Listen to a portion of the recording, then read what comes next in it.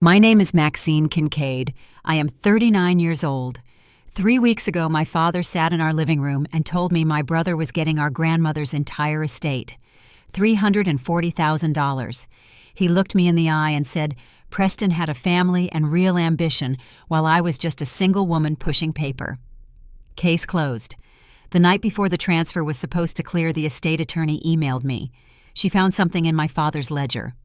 I drove to her office at midnight. When my father walked into the closing meeting the next morning expecting his check, I slid a single document across the mahogany table. My father stopped breathing. My brother turned the color of ash. Before we get to what was on that paper, please take a moment to like and subscribe to Blueberry Revenge. Do it only if this story hits home for you. Drop your age, your location, and the local time in the comments below.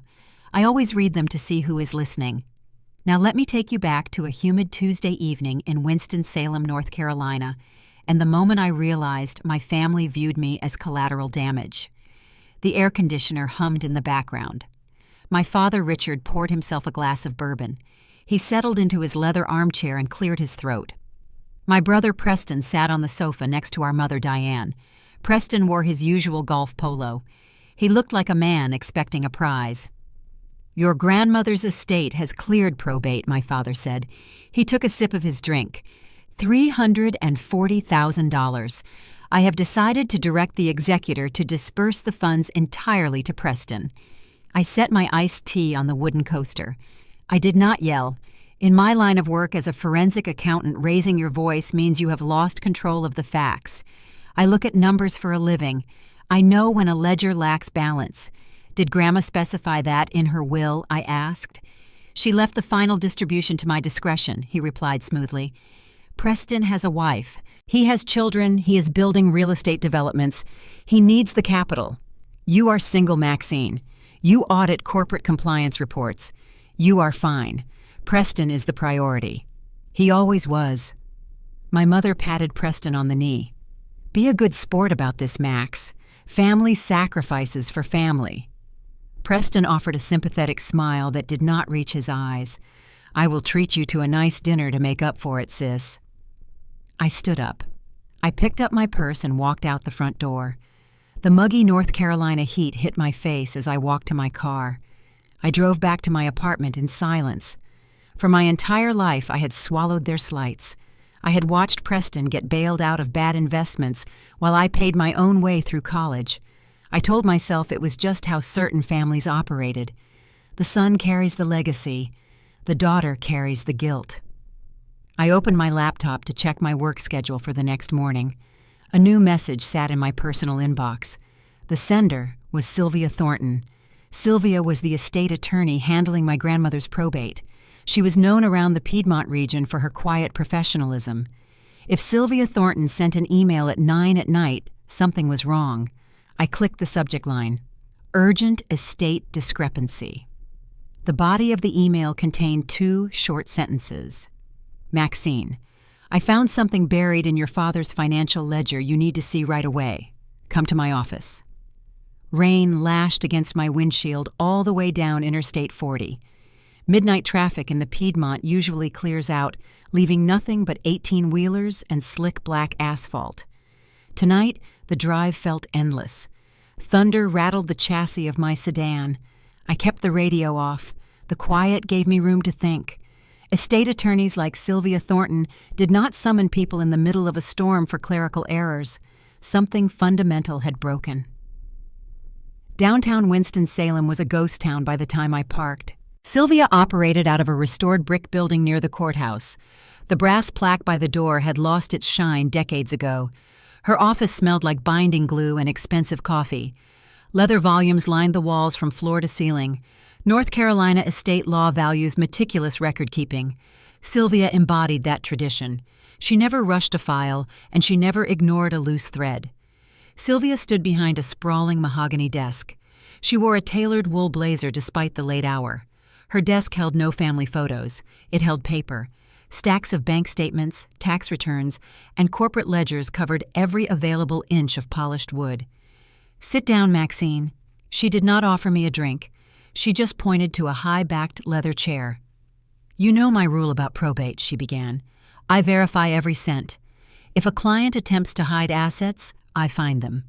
If they hide liabilities, I dig until I hit bedrock. Your father runs a logistics company. You are aware of this. He hauls freight across the eastern seaboard. He talks about it like he built an empire. Sylvia slid a thick manila folder toward the center of the desk.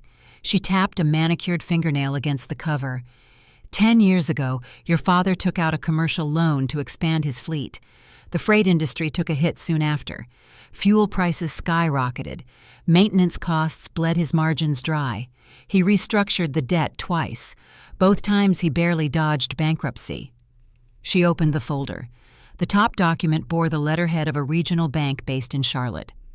6 months ago, the bank issued a final notice of default. Sylvia continued. The grace period ends next Friday. If the principal is not cleared, they will seize the fleet and liquidate his business assets. The outstanding balance, including penalties and interest, is exactly $340,000. The number hung in the quiet room. It matched my grandmother's inheritance down to the dollar. He needs the estate money to save his business, I said. My mind processed the data, slotting the numbers into place. But he told us he was giving the money to Preston to fund real estate developments. Why would he hand over his only lifeline to his son? Because giving the money to Preston hides the asset from the bank, Sylvia replied. Her voice dropped to a low, tight register. And because your father is not the guarantor on the defaulting loan. The temperature in the room seemed to drop.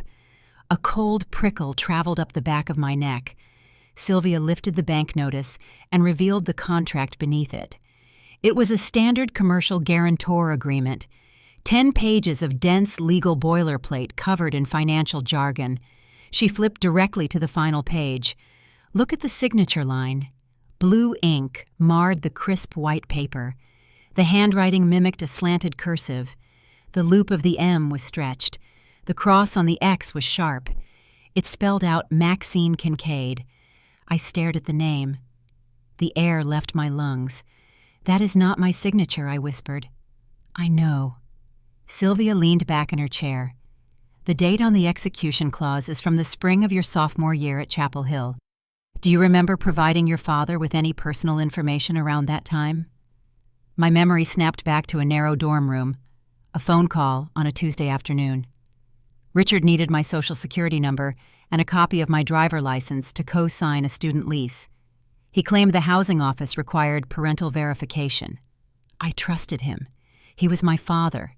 He took that trust and weaponized it to secure a commercial credit line he could never repay.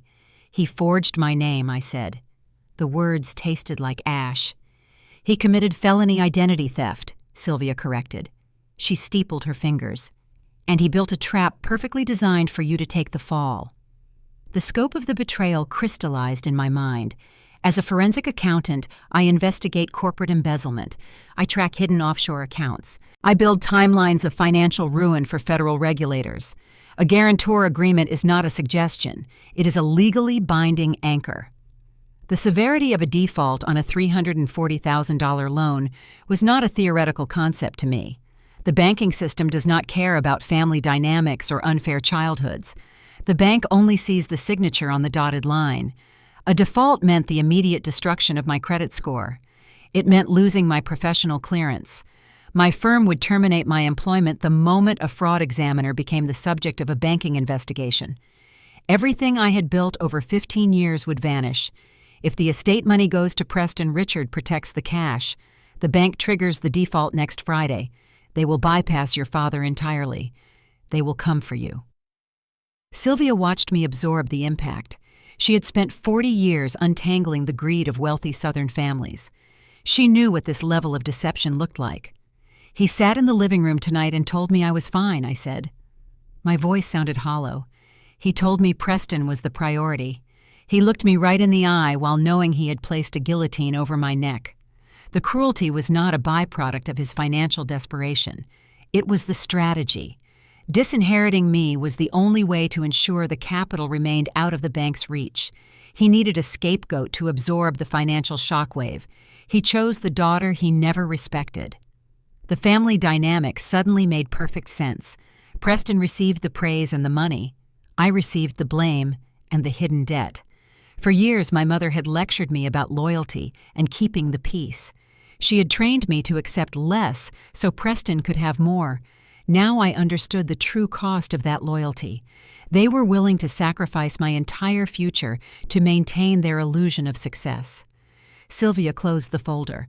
I have halted the probate transfer. I flagged the discrepancy under a routine audit hold. The funds will not move to your brother tomorrow morning. However, your father will receive an automated notification from the court registry by dawn. He will know the transfer failed. I stood up. My hands were shaking. I gripped the edge of the mahogany desk until my knuckles turned white. I need copies of everything. The original ledger, the default notice, the forged guarantor agreement, every single page. They are already printed. She handed me a thick leather portfolio. Protect yourself, Maxine. The men in your family play dirty.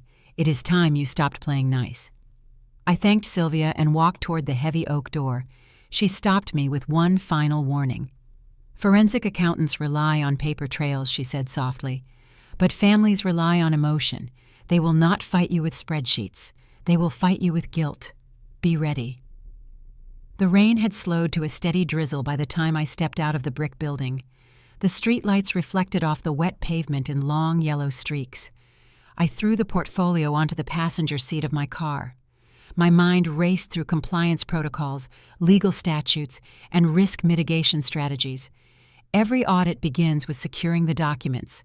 You establish the baseline of truth before the suspects know you are looking. I was no longer the quiet daughter seeking approval from parents who viewed me as disposable.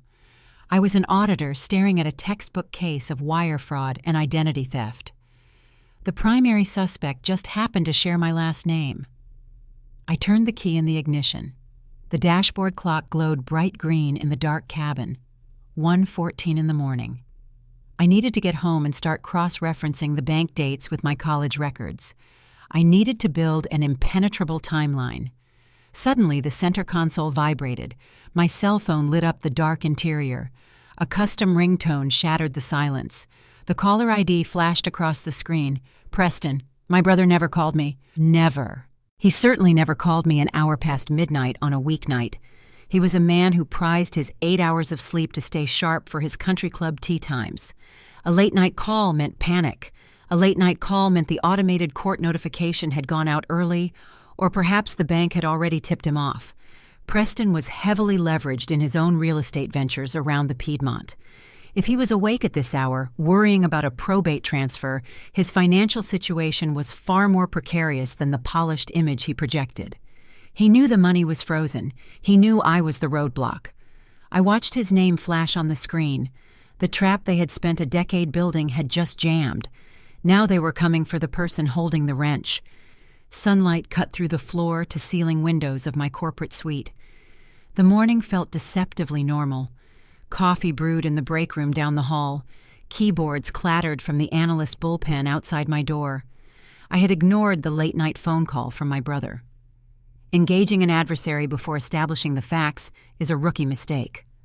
My desk held nothing but a notepad and the leather portfolio Sylvia had given me. Footsteps approached my glass office door. Heavy, confident, entitled. Preston did not knock. He pushed the door open and walked in like he owned the building. My brother wore a tailored gray suit that cost more than my first car. A pristine leather briefcase swung from his right hand. He carried 2 iced lattes in the left. "Morning, sis." His voice dripped with southern charm. He set one of the plastic cups on my desk. Security is usually strict about unescorted visitors. Preston had a way of bypassing rules simply by acting like they did not apply to him. He flashed a smile at my assistant through the glass wall before closing the door. "You did not answer your phone last night." He took a seat in the guest chair. "Sleep is important." I kept my voice neutral. "What brings a real estate developer to a financial compliance firm on a Thursday morning?" He chuckled a smooth, practiced sound. He reached into his jacket pocket and tossed a thick plastic card onto my blotter. A Starbucks gift card. The silver lettering glinted under the fluorescent lights. $500, he said proudly. A peace offering. "Mom and Dad feel terrible about how things went down last night. They know you work hard. We just want to make sure there is no bad blood over the estate. Gifts from my family always carried a hidden invoice. A high-value coffee card meant the favor they needed was expensive. I did not touch the plastic. There is no bad blood, just probate protocol. Preston unclasped his briefcase. The brass latches clicked sharply. That brings me to why I am here. Sylvia Thornton sent Dad an email this morning. She mentioned a routine audit hold on the funds. Apparently you raised some questions. Questions are part of my job description. Of course they are. He pulled a single sheet of paper from a folder. He slid it across the desk. The document stopped inches from my hands. But Dad is stressed. The logistics business is facing a tight quarter. We just need to expedite the transfer so everyone can move on. Sign this, and the court will clear the hold by noon. A quick glance at the header revealed the title. Standard Probate Waiver and Consent. It looked authentic. The font was identical to state court forms. The margins were perfectly aligned. To an untrained eye, it was a bureaucratic formality. My compliance training dictates that the most dangerous lies live in the finest print. I picked up the document. Just sign the bottom line, Max. Preston checked his Rolex. I have a tea time at Forsyth Country Club at 11. My eyes tracked down the page, skipping the boilerplate introductory clauses. I reached the third paragraph. The legal jargon thickened into a dense thicket of indemnification language. The sentence structure was labyrinthine, designed to confuse. Fraud examiners read labyrinths for a living. The clause did not just waive my right to contest the grandmother's will. It explicitly absolved Richard Kincaid of all past, present, and future financial liabilities incurred on behalf of any family member. It contained a specific provision transferring all primary guarantor responsibilities back to the undersigned. The undersigned being me. Signing this paper would legally validate the forged commercial loan. It would strip me of any defense when the bank seized my assets next Friday.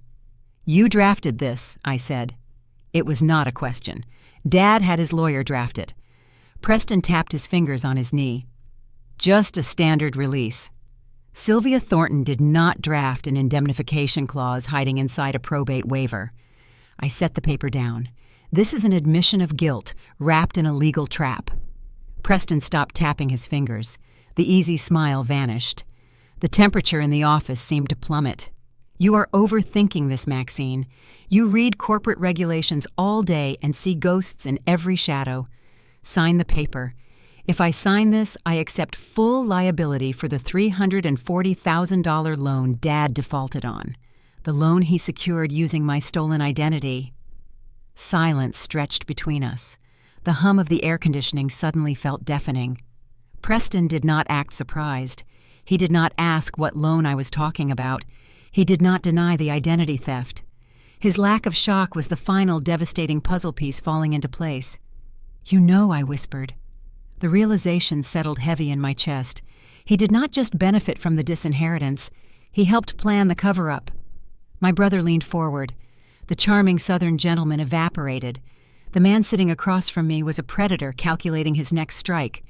Dad made a mistake 10 years ago to keep a roof over our heads. Preston lowered his voice to a harsh whisper. He is a proud man. He made a bad investment. The bank is being unreasonable. We are just trying to fix it without dragging the family name through the mud. Fixing it means bankrupting me. You have no dependents. You live in a rented apartment. You can bounce back from a credit hit. Preston stood up. He loomed over the desk. I have investors. I have a wife. If the bank takes the logistics fleet, Dad goes under. If Dad goes under, people start looking at where his initial seed money came from. People start looking at my developments. The layers of deceit were staggering. Preston was not protecting our father out of filial piety. Preston was protecting his own financial ecosystem. The two men were tied together in a web of leveraged debt. I am not signing it. I slid the paper back toward him. And I am keeping a copy for my files. Preston slammed his hand onto the desk. The coffee cups rattled. The sound made my assistant jump in the outer bullpen. You ungrateful little paper pusher. His face twisted into a mask of pure venom. Do you have any idea what Mom and Dad will do if you burn this family to the ground? They will cut you out without a second thought. They already did. That happened last night in the living room. You think last night was bad. Preston laughed a cold, grating sound. "Wait until Diane Kincaid starts making phone calls. She will tell every aunt, uncle, and cousin in the Piedmont that you are trying to extort your elderly parents. She will talk to the country club board. She will talk to the church elders. By Sunday, your name will be poison in this state. People will pity us for having such a greedy, unstable daughter." The threat was precise. In our social circle, reputation was currency. Being labeled an unstable extortionist could destroy personal and professional relationships faster than any lawsuit. They planned to weaponize the community against me. "Get out of my office." I pointed toward the glass door. "You will regret this, Max. You do not have the stomach for a real fight. You never did. You always fold." I picked up the $500 gift card and tossed it into the trash can. "I do not fold anymore. Leave before I call building security." Preston snatched his briefcase. He did not bother looking back as he stormed out of the suite. The heavy glass door slammed shut behind him, rattling in its frame. The silence returned, but it offered no comfort. The confrontation confirmed my worst fears. My family was not just negligent. They were actively conspiring to ruin my life to save their own. The emotional sting of betrayal gave way to the cold, clinical focus of a fraud examiner. They believed they could isolate me through social terror. They believed fear would force my compliance. I pulled my keyboard closer. The time for gathering peripheral documents had ended. The immediate threat required immediate defense. I logged into the Federal Credit Bureau portals. I needed to see exactly how much damage my father had already done to my name over the past decade. If they wanted a war of attrition, I needed to survey the battlefield. The screen loaded my financial history. Rows of data populated the monitor. I braced myself for the incoming storm. My family was about to launch a campaign to destroy my reputation, and I had mere days to build an impenetrable shield before the Friday deadline. My cell phone vibrated across the glass surface of my desk. A second later it buzzed again, then a third time in rapid succession. The screen lit up with a cascade of notifications, arriving faster than I could swipe them away. I picked up the device. The first message was from Aunt Beatrice in Raleigh. "How can you do this to your father? He is a sick man, and you are trying to ruin his twilight years. I am praying for your bitter heart, Maxine." A voicemail notification popped up from Cousin Wyatt. Wyatt had not spoken to me since he asked for a free tax consultation 5 years ago. I pressed play. Wyatt sounded out of breath, his voice laced with righteous Southern indignation. "We all know you have been jealous of Preston since high school, but trying to steal Grandma's money is sick. Mom is crying. Call Dad and apologize before you tear this family apart." Diane Kincaid had wasted no time. My mother was a master at controlling the narrative in our tight-knit community. She had deployed a strategy known to anyone who has ever survived a toxic household. She weaponized the extended family. By noon, my inbox was flooded with variations of the same manufactured outrage. The story circulating through the Piedmont region was precise and devastating. Maxine, the spinster daughter, was contesting a modest inheritance out of pure spite. She was tying up the funds in frivolous legal battles, forcing her elderly parents to the brink of bankruptcy. Preston was painted as the exhausted peacemaker, trying to hold the family together. The psychological weight of the smear campaign pressed down on my chest. 39 years of conditioning screamed at me to surrender. The urge to call my mother, beg for forgiveness, and sign whatever they wanted clawed at my throat. Narcissistic families survive by isolating their target until the victim doubts their own reality. For a fractured second, the gaslighting worked. I wondered if I was the villain they claimed I was. A sharp knock on the glass snapped me out of the spiral. Clara walked into my office and shut the door behind her. She turned the deadbolt. Clara was a senior auditor, a woman who wore sharp suits and suffered zero fools. She was my closest friend and the only person in the building who knew the reality of my upbringing. "We have a problem," Clara said. Her tone carried no panic, just the clinical urgency of a professional assessing a data breach. I gestured to my phone. My mother activated the flying monkeys. "My entire extended family thinks I am trying to extort my parents." "It is worse than your family," Clara replied. She took the guest chair Preston had occupied just hours earlier. "Lauren was at the Forsyth Country Club this morning. Your sister-in-law had a few mimosas after her tennis match. She complained loudly to the entire patio that you were threatening to sue your own father over petty jealousy. My stomach turned over. Lauren thrived on country club gossip. One of our firm's senior partners was having brunch 2 tables away, Clara continued. He overheard the entire rant. He pulled me aside 20 minutes ago to ask if you were embroiled in a messy financial lawsuit. He voiced concerns about your professional ethics. The threat escalated from a family dispute to a career-ending crisis. If the firm partners believed I was engaged in extortion, my security clearance would be suspended pending an internal review. Without my clearance, I could not audit our corporate clients. My father and brother were not just trying to isolate me socially. They were actively dismantling my livelihood. "What did you tell the partner?" I asked. My voice trembled slightly. "I told him your brother is a loudmouth leveraged up to his eyeballs in bad real estate deals," Clara said with a fierce protective glare. "I told him the rumor was a diversion tactic and that your ethics are bulletproof." He backed off for now. "But Max, if they keep pushing this narrative, the board will demand a formal inquiry." The reality of the situation washed over me.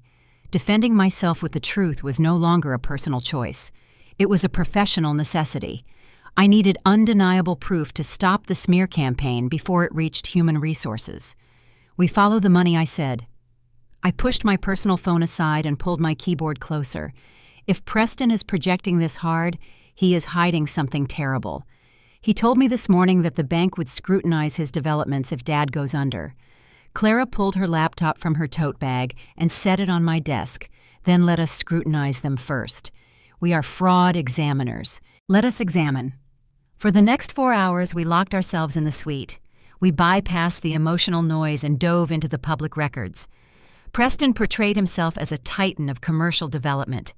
His social media feeds were filled with ribbon-cutting ceremonies and drone footage of luxury subdivisions across the state. Public image is a facade. Tax filings and property registries tell the true story.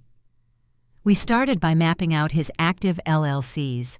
Preston used a convoluted network of shell companies to manage his properties. This is a common tactic to shield personal assets, but it also obscures cash flow problems. Clara pulled the deed history for his latest and most boasted project, a high-end retail complex near the Research Triangle. "Look at the contractor history," Clara murmured. Her eyes scanned the digital ledger. "He changed framing contractors 3 times in 6 months. That means he stopped paying them," I replied, noting the dates. Framing companies do not walk away from a lucrative commercial build unless the checks bounce. I logged into the State Uniform Commercial Code Registry. UCC filings record liens against personal property used as collateral.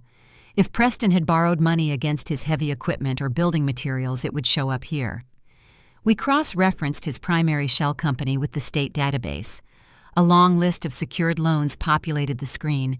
Most were standard construction lines of credit from regional banks, but one entry near the bottom stood out. Clara leaned closer to the monitor.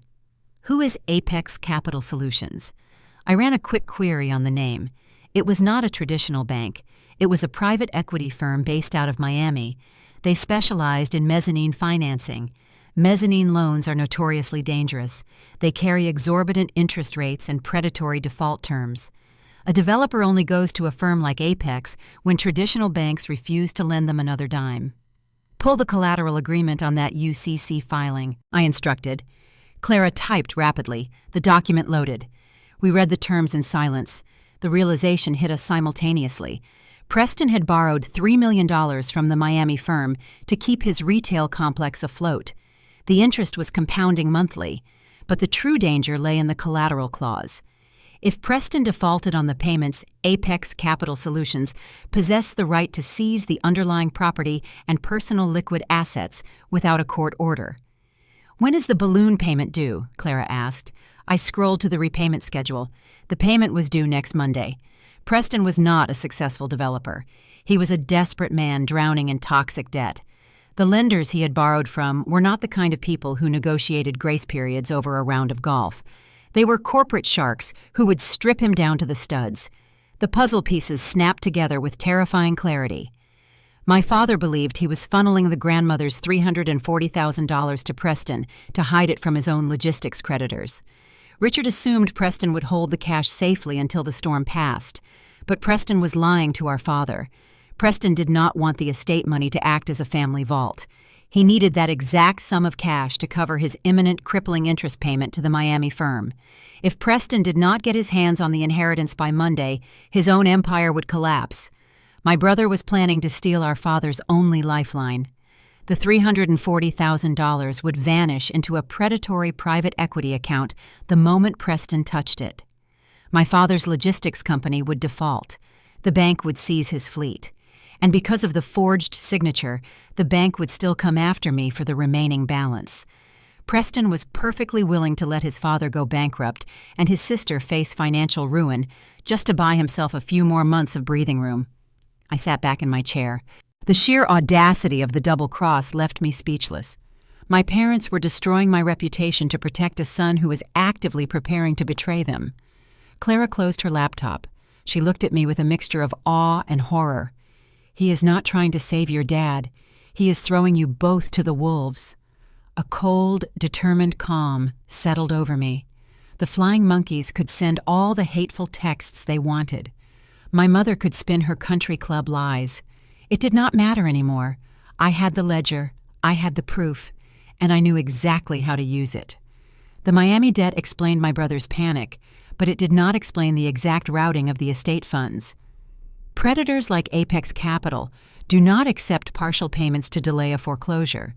They demand the full balance, or they take the collateral. $340,000 would not satisfy a $3 million mezzanine loan. Preston needed that specific sum for something else. Clara and I widened the search parameters. We pivoted from corporate debt registries to local real estate escrows. Fraud leaves a digital footprint, especially when the perpetrator is arrogant. Preston had spent his entire life insulated by my parents' wealth. He lacked the cautious discipline of a true criminal. "Try running a search under his wife," I suggested. "Lauren loves to spend money, but she hates associating her name with his commercial risks." Clara typed Lauren Kincaid into the North Carolina Secretary of State database. A new entity materialized on the screen. Ocean Breeze Holdings, LLC, had been incorporated just 3 days ago. The registered agent was a boutique real estate firm on the coast. We cross-referenced the LLC with property records in Dare County. A pending residential contract populated the results. The property was a luxury beachfront vacation home in Corolla, a highly exclusive enclave in the Outer Banks. The agreed purchase price was $1.2 million. "Scroll down to the financing terms," I instructed. The screen scrolled. The details of the transaction emerged. The contract required a cash down payment to close the deal and bypass the standard mortgage underwriting process. The exact amount due in escrow by next Monday was $340,000. Silence settled over my office. The sheer audacity of the scheme paralyzed us both for a brief moment. My father believed he was using Preston as a secure vault. Richard thought transferring the inheritance to his son would hide the cash from his logistics creditors until the heat died down. He trusted his favorite child implicitly. Preston was playing him for a fool. My brother had no intention of holding the money for our father. He planned to intercept the wire transfer the second Sylvia Thornton released it from probate.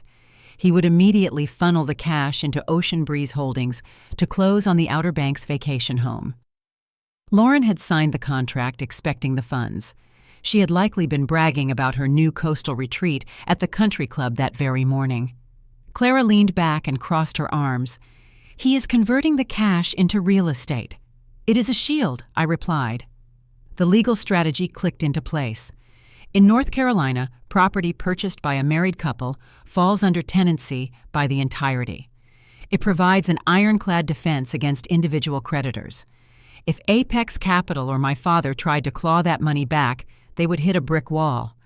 The creditors could not seize a marital home to satisfy Preston's individual corporate debts. Preston was siphoning his father's only lifeline to buy a beach house. He was insulating his own lifestyle while leaving Richard to face the logistics default. And because of the forged signature on the commercial loan, both of them were leaving me to face the financial firing squad. A heavy, complicated knot formed in my stomach.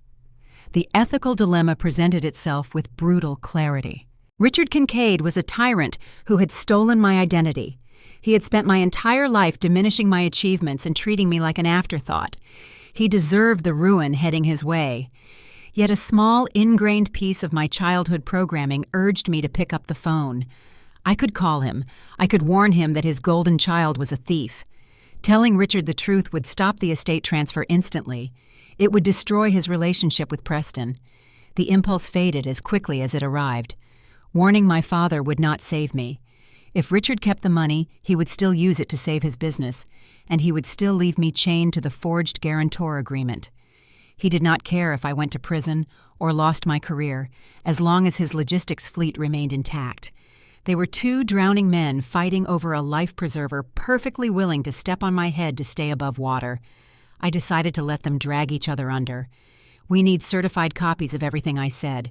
Digital screenshots are easy to dismiss in a boardroom. I need the physical paper. I grabbed my coat and left the corporate suite. The drive to the Forsyth County Register of Deeds took 15 minutes. The brutalist concrete building loomed over the downtown sector. Inside, the air smelled of floor wax and old paper. The environment felt grounding. Courthouses and municipal archives deal in indisputable facts. They do not care about country club rumors or tearful mothers.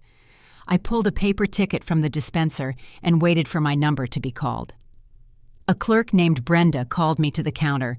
She had silver hair and a no-nonsense demeanor. I requested certified copies of the original logistics loan, the Apex Capital lien, the incorporation documents for Ocean Breeze Holdings, and the pending Dare County real estate contract. Brenda typed the parcel numbers into her terminal. The industrial printer hummed to life. Page after page of financial treason slid into the tray. She collated the stacks and stamped each one with the raised seal of Forsyth County. The heavy thud of the brass stamp echoed in the quiet lobby. Those seals transformed my theories into admissible evidence. I paid the processing fee and placed the documents inside my leather portfolio. The weight of the paper felt significant. I was holding the exact blueprint of my family's destruction. I walked out of the municipal building and navigated the bustling sidewalk back to the parking garage. The adrenaline that had fueled my morning began to recede, leaving a sharp edge of exhaustion in its place. The smear campaign was still raging across my extended family. My phone had remained silent for the past hour, which usually meant the gossip had shifted from text messages to hushed phone calls. I unlocked my sedan and tossed the portfolio onto the passenger seat. The leather slapped against the upholstery.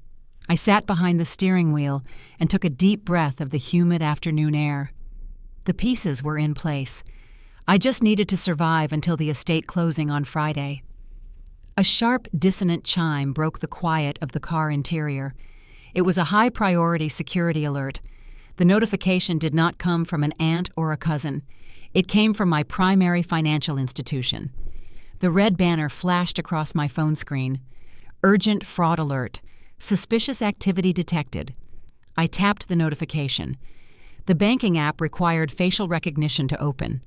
The screen loaded, displaying a grim automated message. My primary checking account, my savings account, and my emergency credit line all showed a balance of 0 available funds. A gray padlock icon sat next to each account number. A cold sweat broke out across my shoulders. I dialed the Premier customer service line. A representative answered after a brief hold. "My accounts are locked," I told the agent. My voice tightened. "I need to know who initiated the freeze." The representative verified my identity using a secondary passcode. "Someone called our automated security line 20 minutes ago," she explained. "The caller reported your debit card stolen and claimed your identity had been compromised. They answered all your security questions correctly. The system initiated a hard lock to protect your assets." "What security questions did they answer?" The agent read them back to me. The maiden name of my mother, the street I grew up on, the name of my first childhood pet. My stomach plummeted. The caller had also provided my full Social Security number to authorize the total freeze. Preston and Richard had realized the smear campaign was not enough to force my surrender. They knew I was building a defense. They had weaponized the very same stolen identity data they used for the commercial loan to attack my personal finances. They were cutting off my access to my own money. They wanted to paralyze me, prevent me from hiring outside legal counsel, and starve me out before the Friday deadline. The battle had escalated from hidden ledgers to a direct assault on my livelihood. I sat in the dim light of the parking garage, staring at the locked accounts on my phone, realizing my own family was trying to financially bury me alive. The drive back from the parking garage passed in total silence. My debit card sat in my wallet like a useless piece of plastic. My father and brother had successfully severed my access to my own money. Panic is a natural response to financial starvation, but my forensic training overrode the fear. Starving a target is a siege tactic. A siege only works if the target surrenders before the supplies run out. I carried my leather portfolio tight against my ribs. It held the certified records from the county clerk. Those documents were worth more than any frozen checking account. I pulled into the secure underground garage of my apartment complex. The concrete pillars cast long, heavy shadows across the pavement. The elevator chimed on the 4th floor. The corridor smelled of fresh carpet polish and linen air freshener. A figure sat huddled on the decorative bench near my front door. Diane Kincaid wore a beige cashmere trench coat. Her shoulders shook with rhythmic, performative sobs. A crumpled tissue was clutched in her right hand. My mother never visited my apartment. She considered this side of Winston-Salem too industrial for her tastes. Her unannounced presence signaled a shift in strategy. The threatening phone calls and country club smear campaign had failed to force my compliance. Intimidation had not worked. They were pivoting to emotional warfare. I unlocked my front door and pushed it open. I did not invite her inside, but she followed me anyway. She stood in the center of my living room and looked around at the clean, minimalist furniture. She dabbed the corners of her eyes. The tears were perfectly calibrated to avoid ruining her expensive mascara. "You have to stop this, Maxine." Her voice cracked with practiced distress. "You are tearing your father apart. He has not slept in 2 days." I placed my keys on the kitchen counter. I kept the leather portfolio under my arm. "He locked my bank accounts this afternoon," I replied. "He used my stolen identity to freeze my assets." That does not sound like a man losing sleep. That sounds like a man hiding evidence. My mother waved her hand dismissively. She treated felony identity fraud like a minor social faux pas. He is just trying to protect the logistics company. He panicked when you refused to sign the probate waiver. You backed him into a corner. The audacity of her logic hung in the air. She was blaming the victim for the crimes of the aggressor. Narcissistic parenting relies on this exact inversion of reality. The abuser is always the victim. The victim is always the instigator. "Did you know he forged my signature on the commercial loan 10 years ago?" I kept my tone level and calm. I treated her like a hostile witness in a corporate deposition. Diane looked away. She adjusted the silk scarf around her neck. The hesitation provided the only answer I needed. She had known. She had watched me graduate, watched me build my career, and watched me pay off my own student debt, all while knowing a $340,000 anvil dangled over my head. "We had to keep a roof over our heads," she whispered. "The logistics fleet needed maintenance. Fuel prices were destroying his margins. We had no other choice. You could have downsized. You could have sold the country club membership. Instead, he committed identity theft against his own daughter." My mother snapped her head up. The tears vanished. A sharp, defensive edge crept into her voice. Preston was in the middle of his real estate licensing. He needed capital to start his first development. Your father could not afford to lose the primary business. We needed to protect the family legacy. I slipped my right hand into my coat pocket. My fingers traced the smooth edge of my smartphone. I pressed the side button twice. The tactile vibration confirmed the voice memo application had launched. North Carolina is a one-party consent state regarding audio recordings. As long as one person in a conversation consents to the recording, the digital file is legally admissible in court. I was that consenting party. The digital tape started rolling. I needed her to say it clearly. I needed the explicit confession on the record. "So you and Dad discussed using my Social Security number before he signed the guarantor agreement." Yes. Her voice was firm now, justifying the betrayal. Your credit was pristine. You were just sitting in a dorm room studying. You did not need borrowing power. Preston needed seed money. Your father did what he had to do to secure the commercial line of credit. The digital recorder captured every syllable. She had just admitted to conspiracy to commit wire fraud. He is going to default next Friday, I said. The bank will come after me for the balance. If he gives Grandma's estate money to Preston, I will go bankrupt. Diane took a step closer. The pleading mask returned to her face. She reached out and placed a manicured hand on my arm. This is why I am here, Max. We need you to take the hit. The sheer magnitude of the request stopped the breath in my throat. She was not just asking for forgiveness. She was asking me to willingly walk into the financial slaughterhouse. Preston needs the estate money right now, she continued. Her voice dropped to a conspiratorial whisper. He is fragile. He has a wife. Lauren expects a certain standard of living. If his developments fail, his marriage will fall apart. He cannot handle that kind of public humiliation. And I can handle it. Yes. Diane squeezed my arm. Her eyes searched mine, expecting compliance. You are so strong, Maxine. You have always been so independent. You do not care about country club politics. You can rebuild your credit. You have no husband to disappoint. Family sacrifices for family. You just have to sign the indemnification waiver and let the bank default fall on you. The lifelong mystery of my childhood was finally solved. For 39 years, I wondered why I was never enough. I wondered why my straight-A report cards were ignored while Preston was rewarded for mediocrity. I wondered what fundamental flaw existed inside me that made my parents love me less. Standing in my living room staring at the woman who gave birth to me, the truth arrived with devastating clarity. I was not unloved because I was flawed. I was unloved because I was durable. They viewed Preston as a fragile, precious investment that required constant shielding. They viewed me as a shock absorber. My independence was not something they respected. It was a utility they exploited. They had spent my entire life testing my durability so they could eventually use me as a human shield. Remove your hand from my arm. My voice was quiet, but it carried a lethal weight. Diane blinked in surprise. She dropped her hand and stepped back. You view my life as collateral damage, I said. You came into my home to ask me to destroy my career so Preston can buy a vacation house in the Outer Banks. My mother stiffened. Her face contorted with genuine confusion. How do you know about the Corolla property? I know everything. I know about the Miami private equity firm. I know Preston is planning to steal the estate money to save himself from predatory lenders. He is going to leave Dad to drown, and both of you are trying to leave me chained to the anchor. Diane turned the color of chalk. The realization that her golden child was actively deceiving them paralyzed her. She opened her mouth to argue, but no words came out.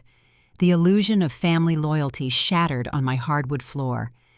Get out of my apartment! I pointed toward the door. You cannot do this to us, Maxine. You will destroy this family. This family was a lie, I replied. Leave before I call the police and report you for trespassing. The fake tears did not return. The maternal facade completely dissolved. Diane Kincaid stared at me with pure, unadulterated venom. She pulled her cashmere coat tight around her shoulders. She turned on her heel and marched out of the apartment without another word. The heavy door clicked shut behind her. I stood in the silent living room for a long moment. I pulled my phone from my pocket and ended the voice recording. I saved the audio file to 3 separate cloud servers. My mother had handed me the smoking gun. A sudden chime echoed from the phone speaker. A text message illuminated the lock screen. The sender was Sylvia Thornton. I opened the message. The text was short, clinical, and terrifying. Richard just petitioned the probate judge for an emergency estate closing. He cited extreme financial duress. The judge granted the bypass.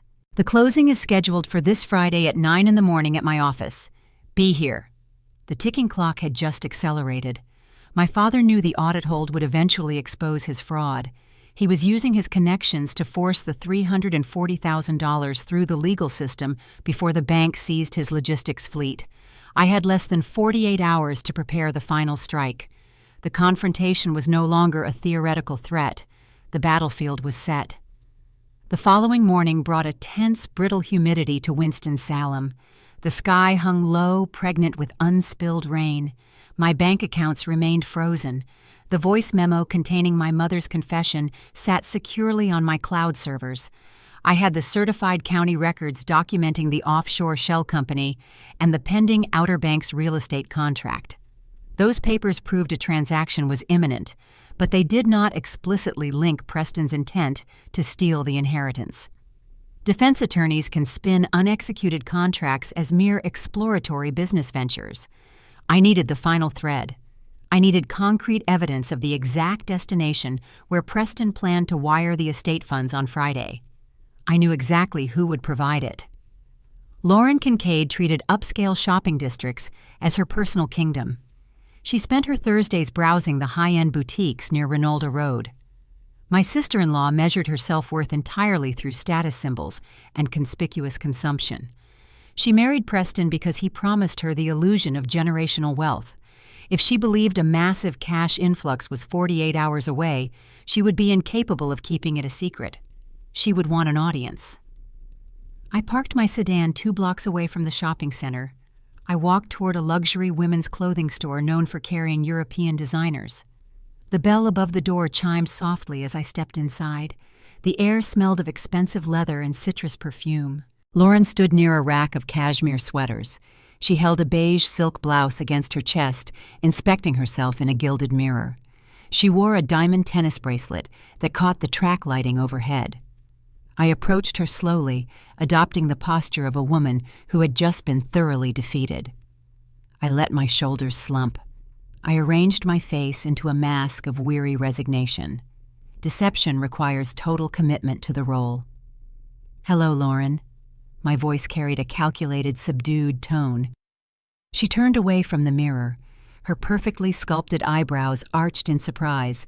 The surprise quickly morphed into a smug, triumphant smile. The country club rumor mill had undoubtedly informed her of my supposedly desperate situation. "Maxine, I am shocked to see you out and about." She placed the silk blouse back on the rack. "I heard your bank accounts were experiencing some technical difficulties." The jab was intentional. Richard had told Preston about freezing my assets. Preston had bragged about it to his wife. They viewed my financial starvation as a spectator sport. "Dad has always been thorough," I murmured. I kept my gaze lowered, playing the broken daughter. "I just came to clear my head. The pressure is getting to be too much." Lauren practically glowed with satisfaction. She stepped closer, invading my personal space. The scent of her expensive perfume was overwhelming. "You brought this on yourself, Max. Preston told you not to cause a scene. Your jealousy is tearing Diane and Richard apart." She patted my arm with condescending pity. "If you had just signed the waiver, everything would be settled by now. Preston has big plans for that money. He actually knows how to multiply capital." I forced a weak sigh. "I suppose he does. He always was the golden child. I hear you are expanding your portfolio." The bait was irresistible to a narcissist. Lauren stood taller. She could not pass up an opportunity to boast about her impending coastal kingdom. "We are diversifying," she said smoothly. "Real estate is the only safe harbor right now." Preston is finalizing the closing on a spectacular beachfront property in Corolla next week. 12 bedrooms. Direct ocean access. It is going to be our private retreat. That sounds expensive. I kept my tone carefully envious. The banks must love lending to him. We are not using a bank. Lauren laughed a sharp, brittle sound. "Preston says traditional mortgages are for the middle class. We are paying in cash. The wire transfer hits the escrow account on Friday afternoon, the timeline perfectly aligned with Sylvia's emergency estate closing. Preston planned to intercept the inheritance at 9 in the morning and wire it out of the state by 3. Cash transactions are so complicated, I offered mildly. Managing that much liquidity must require a lot of oversight. Not if you use the right structure." Lauren leaned in, lowering her voice as if sharing a brilliant secret. She wanted to prove how sophisticated she was. "Preston set up an offshore holding entity specifically for our private acquisitions. It bypasses all the domestic tax audits and keeps the creditors blind. You probably would not understand it being in corporate compliance. It is a Cayman-based routing account. My heart hammered against my ribs. I needed the name. I needed the exact routing entity. I probably would not. I admitted letting my voice sound small, but I am sure the name alone sounds intimidating. It is called the Meridian Trust Alliance, Lauren stated proudly. She delivered the final, fatal piece of evidence without a second thought. The funds route through Meridian straight into the Dare County escrow account. It is totally untraceable. Thank you, Lauren. I stepped back, shedding the defeated posture instantly. I straightened my shoulders and looked her dead in the eye. The cold, clinical focus of a fraud examiner returned. Enjoy the silk blouse. Her smug smile faltered. Confusion flickered across her face as she registered the sudden shift in my demeanor. I turned and walked out of the boutique before she could process the interaction. The bell chimed behind me. I reached the sidewalk and pulled my cell phone from my coat pocket. I dialed Clara immediately. She answered on the first ring. I have the routing entity, I said, walking briskly toward my car. Meridian Trust Alliance, Cayman-based. He is using it to launder the estate money into the Outer Banks escrow account on Friday afternoon. Give me 10 minutes, Clara replied. Keyboard clicks echoed through the receiver. I sat in my sedan engine off, staring at the gray Winston-Salem skyline. The layers of the Kincaid family betrayal were now fully exposed and perfectly stacked. My father was committing identity theft to save his logistics company from a commercial default. He planned to use my credit as a human shield. Preston was deceiving our father, planning to steal the $340,000 through an offshore account to buy a luxury vacation home and hide assets from his own predatory lenders. Diane knew about the forged loan and actively campaigned to destroy my reputation to protect the men. My phone buzzed. Clara was back on the line. You hit the jackpot, Max. Clara sounded breathless. I ran the compliance checks through our international databases. Meridian Trust Alliance is a known shell provider. They specialize in asset concealment. If Preston routes the money through that Cayman account, the IRS flags it immediately as suspected evasion. Furthermore, the account structure explicitly prevents any domestic creditor, including your father's logistics bank, from clawing the money back. He is ghosting the cash, I confirmed. Once the money hits Meridian, Dad can never touch it again. And neither can the Miami private equity firm, Clara added. Preston is screwing over everyone simultaneously. He is leaving his father to sink, leaving you holding the bag, and evading his own mezzanine debt. What is the play? I compiled the dossier. I hung up the phone. The rest of Thursday passed in a blur of forensic preparation. I sat at my dining room table surrounded by paper. I collated the forged commercial loan documents. I transcribed the audio file of my mother's confession. I printed the certified property liens showing Preston's massive debt to Apex Capital. I added the newly acquired routing data for the Meridian Trust Alliance and the Corolla real estate contract. I organized the evidence into a thick manila folder. I tabbed each section with color-coded sticky notes. Red for identity theft, yellow for wire fraud, blue for conspiracy. The folder grew heavy, a physical manifestation of a family destroying itself from the inside out. I did not sleep that night. I watched the city lights cast long shadows across my living room wall. The anxiety that had plagued me for 39 years had vanished. When you finally accept that your family views you as disposable, the fear of losing them disappears. You cannot mourn a relationship that never truly existed. Friday morning arrived with a pale, washed-out sunrise. The emergency estate closing was scheduled for 9. I showered and dressed with meticulous care. I chose my sharpest professional suit, dark navy wool tailored to precision, a crisp white silk blouse, minimal jewelry. I pulled my hair into a tight, severe bun. I did not dress to look like a grieving daughter. I dressed to look like an executioner. I picked up the heavy manila folder and slid it into my leather briefcase. The brass latches clicked shut with a sharp, final sound. The battleground was set at Sylvia Thornton's law office. My parents and brother believed they were walking into a triumphant victory lap. They believed the smear campaign and the frozen bank accounts had broken me. I picked up my car keys and walked out the door. The time for gathering evidence was over. It was time to show them the ledger. Friday morning arrived with a heavy, stifling humidity that clung to the windows of the Thornton law firm. Sylvia operated out of a corner suite on the top floor of a historic downtown building. The conference room smelled of lemon oil polish and aged paper. A long mahogany table dominated the space, surrounded by high-backed leather chairs that squeaked softly under any sudden movement. My family had already claimed their seats by the time I crossed the threshold. They sat clustered on one side of the vast table, presenting a united, impenetrable front. Richard sat at the head, wearing a charcoal pinstripe suit, his posture radiating unearned authority. Diane occupied the chair to his immediate right, clutching a quilted designer handbag in her lap. Preston and Lauren sat next to her. Lauren wore the beige silk blouse she had purchased at the boutique the day before. A black Polycom speakerphone sat dead center on the polished wood. Voices murmured through the digital connection. I recognized the distinct southern drawl of Aunt Beatrice from Raleigh. Her voice carried the familiar gossipy cadence she used at church picnics. Then came the grating nasal tone of Cousin Wyatt. They were discussing my frozen bank accounts with undisguised glee. My father had conferenced in the extended family. He had invited the very same people who had spent the last 3 days flooding my phone with hateful messages. They were the flying monkeys, summoned to serve as a live audience. Richard intended to use this public forum to humiliate me into submission. He wanted an eager gallery for his victory lap. "You are late," Richard barked. He did not bother greeting me. "Just sit in the corner chair, Maxine.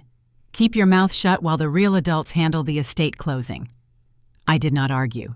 I walked to the far end of the room and took the designated seat. I set my leather briefcase carefully on the floor beside my feet. The atmosphere in the room was suffocating. Arrogance radiated from my brother. Preston checked his gold Rolex side loudly and tapped his fingers against the table. He acted like a busy titan of industry, inconvenienced by trivial paperwork. Lauren offered me a smug, pitying smile. She believed the frozen bank accounts had broken my spirit. She assumed my silence was a sign of total surrender. Diane refused to make eye contact. She stared intently at the speakerphone. "I hope everyone is ready to put this ugly business behind us," Aunt Beatrice announced through the digital speaker. "Family peace is more important than greed. Richard is a saint for dealing with all this unnecessary drama." Wyatt muttered his agreement. The echo of their self-righteous judgment bounced off the wood-paneled walls. The heavy oak door swung open. Sylvia Thornton entered the conference room. The veteran estate attorney wore a sharp navy suit. Her silver hair was pulled back into a severe twist. She carried no briefcase, only a single slender blue folder. Her expression revealed nothing. She had spent decades observing the petty squabbles of Piedmont heirs, and she maintained the objective detachment of a surgeon about to operate. Sylvia walked to the head of the table. She did not sit down. "We are here to finalize the emergency probate transfer for the estate of your late grandmother," Sylvia stated. Her voice was crisp and clinical. "The court has granted the bypass petition due to the cited financial duress." Richard puffed out his chest. "Thank you, Sylvia. Let us get this over with. Preston has developers waiting on him." Sylvia opened the blue folder. She withdrew 3 sheets of heavy watermarked paper. The final transfer authorizations. She placed them directly in front of my father. A silver fountain pen lay adjacent to the signature line. "Once you sign the primary release, the $340,000 will be cleared for immediate wire routing," Sylvia explained. "You requested the funds be dispersed directly to Preston Kincaid. Is that still correct?" "Yes," Richard confirmed eagerly. He reached for the fountain pen. "It goes straight to Preston." Lauren bounced slightly in her chair. The anticipation of her offshore cash influx made her practically vibrate. Preston leaned forward, his eyes locked on the paperwork. My father uncapped the silver pen. The metal scratched softly against the cap. I stood up. The sudden movement drew every eye in the room. The leather of my chair let out a loud squeak. I did not say a word. I picked up my briefcase by the brass handle.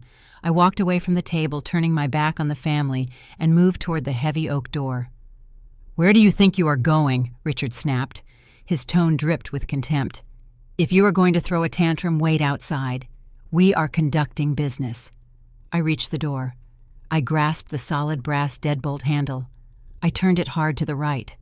A loud metallic click echoed through the silent conference room. The sound was sharp, heavy, and final.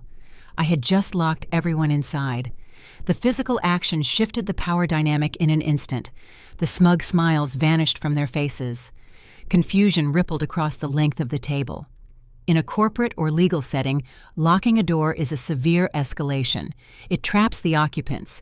It transforms a routine administrative meeting into a confined interrogation. You do not lock a door unless you are preventing someone from escaping. "Maxine, what are you doing?" Diane gasped. Her hands tightened around the straps of her quilted purse. Her knuckles turned stark white. "Open that door right now," Preston demanded. The confident real estate developer facade slipped.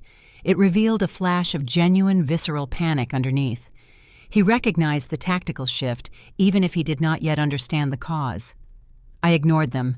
I turned around and walked slowly back to the center of the mahogany table. I did not return to the corner chair. I positioned myself directly across from my father and my brother. The speakerphone buzzed softly with the confused murmurs of the extended family. Aunt Beatrice demanded to know what was happening. Her disembodied voice sounded frantic. Wyatt yelled a question that no one bothered to answer. I placed my leather briefcase onto the polished wood surface. I flipped the dual brass latches. They popped open with a synchronized snap. I reached inside and retrieved the thick manila folder. The colored sticky notes jutted from the edges like warning flags. Red for identity theft, yellow for wire fraud, blue for conspiracy. The folder was dense packed with the certified county records, the transcribed audio logs, the offshore routing numbers, and the original defaulted commercial loan documents. It represented the total systematic deconstruction of their entire lives. Richard held the fountain pen mid-air, his brow furrowed. He attempted to project authority, but a faint tremor shook his right hand. "Sit down, Maxine," he ordered. His voice lacked its usual booming resonance. "I will not tolerate these childish theatrical displays." I stepped forward. I dropped the manila folder directly on top of the final probate transfer authorizations. The heavy stack of paper covered the signature line completely. The impact created a dull thud that silenced the speakerphone. Preston scoffed loudly. "Are you seriously pulling a stunt right now?" He glared at me with pure venom. "Dad, just move her garbage and sign the release. The bank closes the wire window at 3. Richard reached out to shove my folder aside. "Do not touch those documents," Sylvia Thornton commanded. The veteran lawyer had not spoken since I stood up. Now her voice cracked through the room like a whip. Richard froze. His hand hovered inches above the manila folder. He looked up at the estate attorney in shock. Sylvia took a deliberate step backward, distancing herself from my family. She crossed her arms over her tailored blazer. She fixed Richard with a gaze so cold it could shatter glass. In legal proceedings, the physical positioning of the presiding attorney speaks volumes.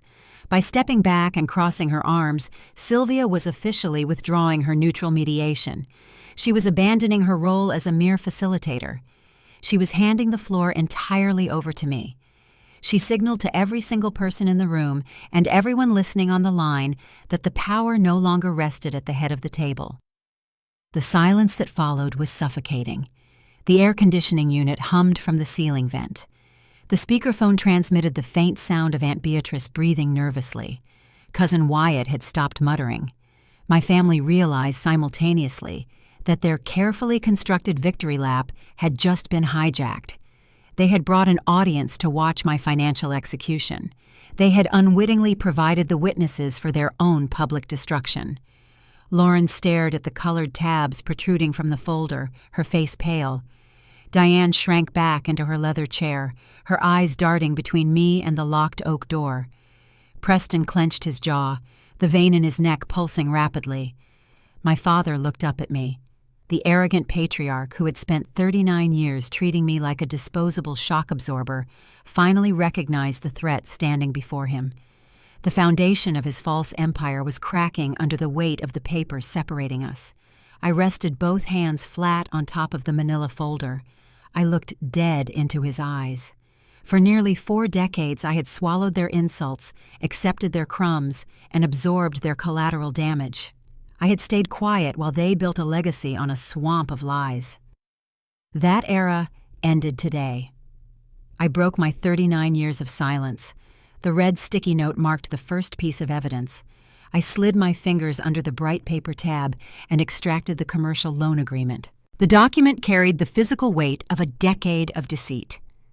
I pushed the thick stack of paper across the smooth mahogany surface. It glided silently and stopped directly in front of my father. "Look at the signature line on page 10. My voice held no anger. It carried the chilling precision of a forensic audit. Richard glanced down. His jaw muscles tightened into hard knots. He did not need to flip to the 10th page. The regional bank logo printed across the top header gave the document away immediately. The arrogant patriarch realized the exact nature of the trap he was sitting in. For the benefit of Aunt Beatrice and Cousin Wyatt, I will read the pertinent details aloud. I projected my words toward the black Polycom device in the center of the table.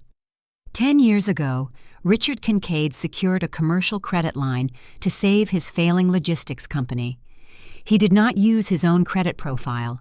He used my Social Security number. He forged my signature on the guarantor agreement. Dead silence fell over the conference line. Not a single breath or whisper transmitted through the digital speaker. The extended family absorbed the magnitude of the accusation. "You committed felony identity theft," I stated clearly. "You built a financial cage designed to ruin my career so you could keep your freight trucks running. Next Friday, the bank will declare that exact loan in default. They will seize the logistics fleet. Then they will come to collect the remaining balance from me." Color drained from my father's face. The robust figure at the head of the table transformed into a cornered animal. He looked toward Sylvia Thornton, silently begging for an ally in the estate attorney. Sylvia offered no comfort. The veteran lawyer simply stared back with eyes like chipped ice. "This is a gross misrepresentation," Richard sputtered. His deep baritone wavered, cracking under the pressure of undeniable facts. He pointed a trembling finger at the paperwork. "That was a clerical misunderstanding during a chaotic business quarter. The bank made an error on the intake forms. We always intended to correct the oversight. You cannot forge a signature by clerical error." I refused to let him breathe. "You deliberately stole my identity when I was a college sophomore living in a dorm." Preston shifted uncomfortably in his expensive suit. The golden child recognized the shifting tide of the room. He attempted a hasty rescue mission. "Maxine, you are blowing a minor business maneuver entirely out of proportion." Preston forced a strained chuckle. "Dad has always handled the family finances. You are just trying to find an excuse to grab the estate money for yourself." My brother turned his attention toward the speakerphone. "Beatrice, do not listen to this nonsense. Max has been spinning these jealous delusions all week. She is just trying to embarrass Dad because she feels left out." Preston clung desperately to the smear campaign. He relied on the established family dynamic where my word meant nothing and their lies shaped reality. He needed the flying monkeys to stay loyal. I reached into my blazer pocket. My hand emerged holding my smartphone. I set the device on the table right next to the glowing speakerphone. Arguments allow room for interpretation. Recorded evidence does not. Let us hear what Diane has to say about those jealous delusions. I tapped the screen. The audio file began to play. The volume was maximized. My mother's voice echoed through the tense conference room, sharp and unmistakable. "Yes!" The digital recording captured her defensive, dismissive tone perfectly. "Your credit was pristine. You were just sitting in a dorm room studying. You did not need borrowing power. Preston needed seed money. Your father did what he had to do to secure the commercial line of credit." The recording continued without mercy. It filled the room with her subsequent demands. Diane begged me to take the hit. She called Preston fragile. She explicitly admitted the entire scheme was a calculated sacrifice of my future to protect the men in her life. I tapped the screen again to stop the playback. The physical reaction in the room was instantaneous and visceral. Diane pressed both hands over her mouth. Her eyes widened in pure terror. She shrank back into her leather chair as if trying to disappear into the upholstery. The quilted designer handbag slipped from her lap and hit the floor with a muted thud. Lauren stared at her mother-in-law with undisguised revulsion. The country club elitist suddenly realized she had married into a family of confessed felons. The pristine social image she worshipped was currently burning to the ground. The speakerphone erupted. The stunned silence vanished, replaced by a chaotic chorus of gasps and outraged murmurs. "Oh, my Lord," Aunt Beatrice breathed heavily into the receiver. "Diane, tell me that is not you. Tell me you did not help Richard steal that poor girl's identity." Cousin Wyatt stammered over the line. "Uncle Richard, is this true? Did you forge the bank documents?" The carefully orchestrated smear campaign died right there on the mahogany table. The flying monkeys dropped their stones. The false narrative of the bitter, jealous spinster dissolved into dust. The extended family recognized the undeniable truth. They had been weaponized to cover up a felony. The shame of their blind participation quickly morphed into vocal disgust directed entirely at my parents. Richard realized the social battle was lost. The gallery he had invited to witness my humiliation was now calling for his head. He abandoned his pride. He abandoned the moral high ground. Survival instincts kicked in. The logistics default remained a looming threat. He believed the estate money was still his salvation. He leaned across the table. His chest heaved. He ignored the voices clamoring from the speakerphone. "Fine," Richard hissed. The words slipped through his teeth like a curse. "You proved your point, Maxine. You embarrassed us in front of the whole family. Are you happy now?" I felt nothing but a cold, clinical calm. "Sylvia," my father snapped. He turned his attention back to the estate attorney. He grabbed the silver fountain pen. "We are done playing games. I am the executor of this estate. The court cleared the hold this morning. I am authorizing the release of the $340,000 right now." He dragged the transfer paper closer. His hand moved rapidly across the signature line. He scrawled his name with desperate aggression. The nib of the pen nearly tore the watermarked paper. "Wire the money to Preston today," Richard commanded.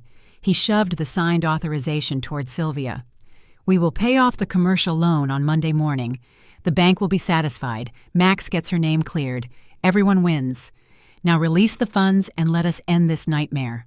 He actually believed he had solved the crisis. He thought yielding the money to the bank would erase the identity theft and silence the family outrage. He trusted his golden child to execute the transaction and save the logistics fleet. I looked at my brother. Preston was sweating profusely. A damp sheen coated his forehead. He stared at the signed transfer authorization like it was a live grenade. The collar of his expensive dress shirt looked suddenly too tight. I let a cold, triumphant smile touch my lips. I rested my hands on the remaining stack of files inside my manila folder. "You think paying the bank will save you?" I asked softly. "You think your favorite son is going to take that money and rescue your business?" Richard frowned. His eyes darted between me and Preston.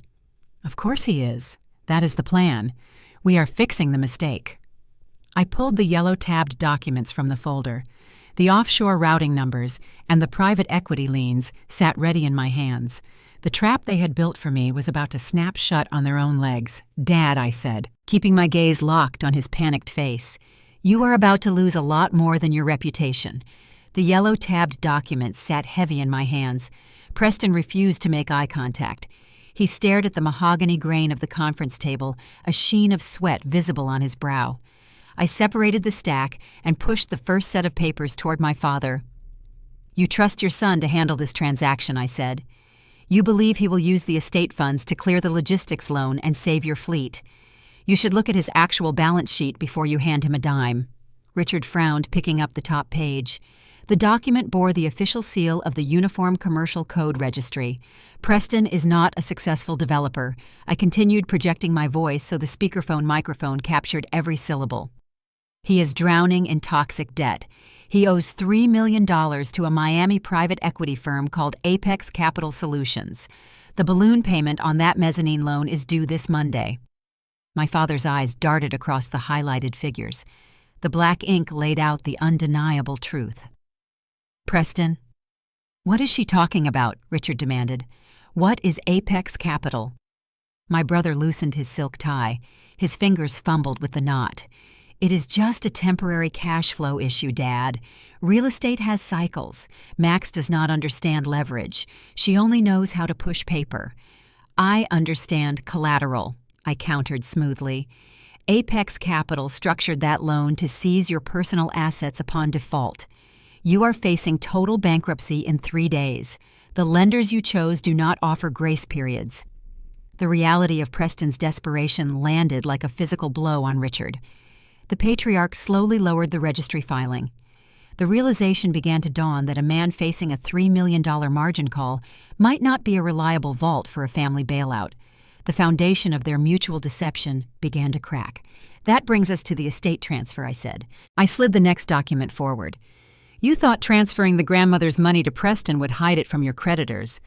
Preston had a different objective. I pointed to the offshore routing data Clara had unearthed.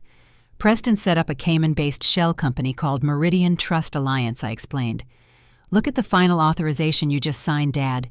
Look at the routing numbers Preston provided to Sylvia for the wire transfer. Richard grabbed the transfer paper he had just aggressively endorsed. He compared the account numbers to the document I provided. The digits matched perfectly. If Sylvia executes that transfer, the $340,000 does not go to a local bank to pay off your logistics loan. It routes straight to the Caymans. Why? Richard rasped. His voice sounded hollow. He looked at his favorite son. Preston, why are the funds routing offshore? Because he is buying a beach house, I stated. I tossed the pending Dare County real estate contract onto the table. A 12-bedroom property in Corolla, cash purchase, closing today. The exact down payment required is $340,000. The betrayal registered on Richard's face in slow motion. The son he had prioritized over everything else, the child he had committed identity theft to protect, was actively stealing his only remaining lifeline. In North Carolina, real estate purchased by a married couple falls under a specific legal protection I detailed for the room. It is called tenancy by the entirety. It provides an ironclad shield against individual creditors. If Preston wires those funds into a marital home purchase, the money vanishes from your reach forever. You cannot seize a joint property to satisfy his corporate debts. The cash becomes legally untouchable. Preston intended to convert the inheritance into a shielded asset, leaving Richard's logistics company to face certain liquidation. He planned to let our father sink. Lauren leaned over to look at the real estate contract. Her perfectly manicured hands trembled. The beige silk blouse suddenly looked out of place in a room smelling of panic and ruined legacies. The status-obsessed wife processed the information with brutal efficiency. Preston told me his developments were thriving, Lauren stammered. Her voice pitched higher, losing its refined country club modulation. He said the beach house was a reward for a record-breaking quarter. He promised we were paying with surplus capital. She looked at her husband. The veneer of the wealthy, successful developer was gone. The man sitting next to her was a fraud on the brink of losing everything. You lied to me, Lauren hissed.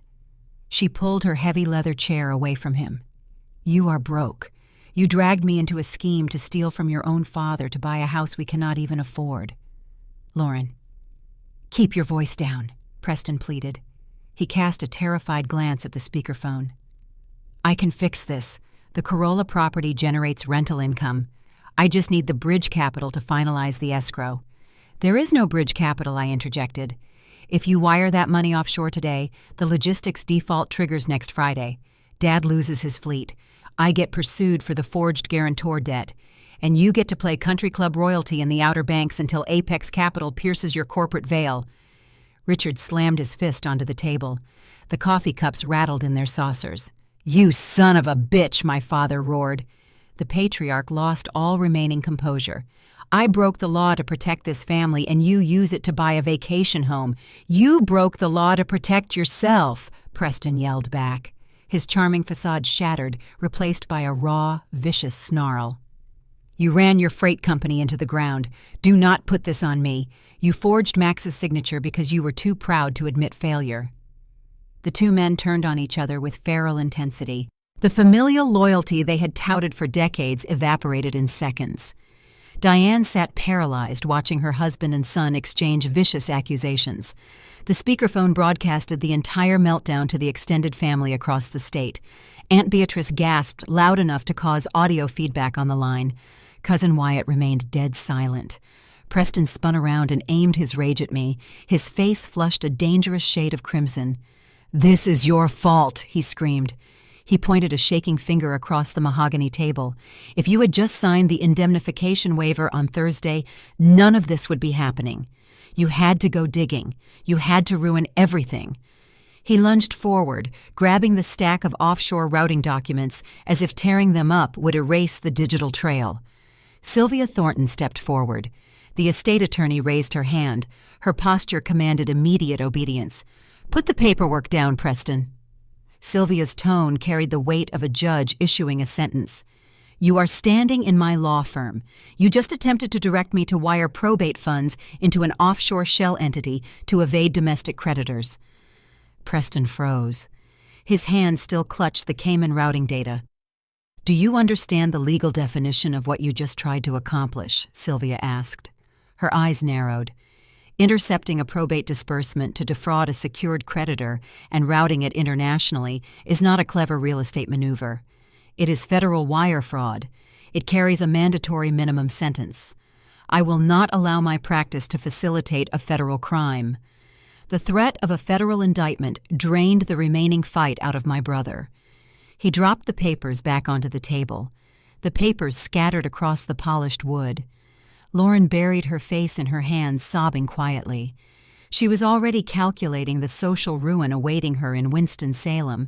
The country club gossip would devour her by sunset. Richard sat slumped in his leather chair. The tyrannical father looked small, broken, and defeated. He had lost his money, his business, and the loyalty of his golden child. The audience on the speakerphone remained captivated by the spectacular self-destruction of the Kincaid family. I stood at the far end of the table, perfectly composed. My briefcase rested by my feet. The colored sticky notes on the manila folder fluttered slightly in the air conditioning draft. I had not raised my voice. I had not thrown a single insult. I had simply presented the ledger and let their own greed do the rest. The toxic alliance was in ruins. The illusion of the perfect Southern family had burned to the ground. A desperate, ragged intake of breath broke the silence. Diane Kincaid pushed her chair back. She looked at the wreckage of her husband and her favorite son. Then she turned her tear-streaked face toward me. The matriarch was preparing for one final desperate maneuver. The shouting between my father and brother bounced off the wood-paneled walls, a desperate cacophony of blame and deflection. Richard cursed the day Preston entered real estate. Preston yelled that Richard's logistics company was a relic that should have died a decade ago. The speakerphone sat forgotten in the center of the table, transmitting the ugly collapse of the Kincaid family to every listening aunt and cousin in North Carolina. Diane could not handle the noise. She pushed herself up from the leather chair. Her knees buckled. She sank slowly toward the patterned rug, dropping to her knees right beside the heavy mahogany table. "Maxine," she choked out. The sound was a visceral, ragged sob. The room went silent. Richard stopped yelling. Preston clamped his mouth shut. Lauren stopped crying into her hands. Every eye turned toward the matriarch of the family, kneeling on the floor of a downtown law firm, her designer handbag discarded nearby. Diane looked up at me. Her mascara had run carving dark, jagged tracks down her pale cheeks. "Please," she begged. Her voice trembled with genuine terror. "You have to fix this." She crawled forward, closing the distance between us on her knees. The physical act of submission was jarring. My mother had spent 39 years holding herself above me, dictating my worth based on my obedience. Now she was prostrating herself, desperate for a savior. "You earn a good salary," Diane pleaded. Her hands grasped the air, reaching toward the hem of my tailored suit. "You have corporate bonuses. You can take out a personal loan. Pay off the bank Maxine. Pay the $340,000. Just clear the debt so your father does not go to prison." I looked down at her. The request was breathtaking in its audacity. Even after hearing the digital recording of her own confession, even after realizing Preston had plotted to steal the inheritance, she still expected me to absorb the damage. "And what about Preston?" I asked. My voice remained perfectly steady, devoid of the frantic energy consuming the rest of the room. "What happens to the golden child when Apex Capital seizes his properties on Monday?" Diane swallowed hard. "Give him your savings. He just needs a bridge loan to survive the quarter. You do not need a large savings account right now. You are not buying a house. You do not have children. You can start over. We cannot survive this kind of public humiliation." The ultimate test of my boundaries presented itself. Generational trauma is a powerful current. It teaches the scapegoat that their only value lies in martyrdom. For decades, I had internalized the belief that my role was to absorb the shockwaves so my family could remain steady. I had paid my own tuition, navigated my own career, and stayed silent during holidays while they celebrated Preston's mediocre achievements. The urge to capitulate, to write a check, and buy their temporary approval flared in the back of my mind. I looked at Richard. The patriarch stared at me, a glimmer of hope returning to his eyes. He actually believed I might assume his felony debt. I looked at Preston. My brother had stopped sweating. He straightened his posture slightly, waiting for the dependable sister to provide the bailout. They did not view me as a daughter or a sister. They viewed me as a line of credit. I stepped back, ensuring my mother could not touch my clothing. "Get up, Diane." She froze. The sharp command broke her pleading rhythm. "I will not save you," I stated clearly. The words hung in the air, solid and immovable. "I will not pay a single cent toward a fraudulent loan, and I will not subsidize a lifestyle built on lies." Richard slammed his hands flat on the table. "You are family," he roared, attempting to summon his lost authority. "You owe us loyalty. We put a roof over your head." "Loyalty is a two-way street," I countered. I did not raise my voice. The cold precision of my tone sliced through his bluster. "Family means protecting each other. You chose to use my identity as a corporate shield. Family means honesty. Preston chose to steal his father's last lifeline to buy a beach house. Family means unconditional support. Mom chose to weaponize our relatives to destroy my career before I could discover the truth." I gestured toward the speakerphone. "You wanted an audience today," I told my father. "You wanted Aunt Beatrice and Cousin Wyatt to witness my submission. Now they have witnessed exactly what the Kincaid name is worth. You built a legacy on fraud, and you expect me to buy it back for you." I decline. Diane collapsed back onto her heels, sobbing openly into her hands. The finality of my refusal shattered her last hope. The realization that she could no longer control me broke her entirely. I turned my attention to Sylvia Thornton. The estate attorney remained near the door, her arms still crossed over her navy blazer. She had watched the entire confrontation with the grim satisfaction of a professional who appreciates a perfectly executed audit. "Sylvia," I addressed her formally, "I am submitting my official fraud report regarding the forged commercial loan." I reached into my briefcase and withdrew a sealed, heavy-duty envelope. The package contained the certified county records, the transcribed audio confession, and a detailed forensic analysis of the identity theft timeline. I had prepared it the night before. This packet needs to be forwarded to the regional bank's fraud department and the federal authorities immediately, I instructed. It contains irrefutable proof that Richard Kincaid committed felony wire fraud and identity theft. I expect the bank will clear my credit profile and pursue the actual signatory. Sylvia stepped forward and accepted the envelope. She nodded once. "I will have this messengered to the federal prosecutor's office within the hour. The bank will be notified by noon." Richard gasped, clutching his chest. "You are sending your own father to federal prison. I am forwarding a compliance report," I corrected him. "You sent yourself to prison the moment you forged my name." Preston scrambled out of his leather chair.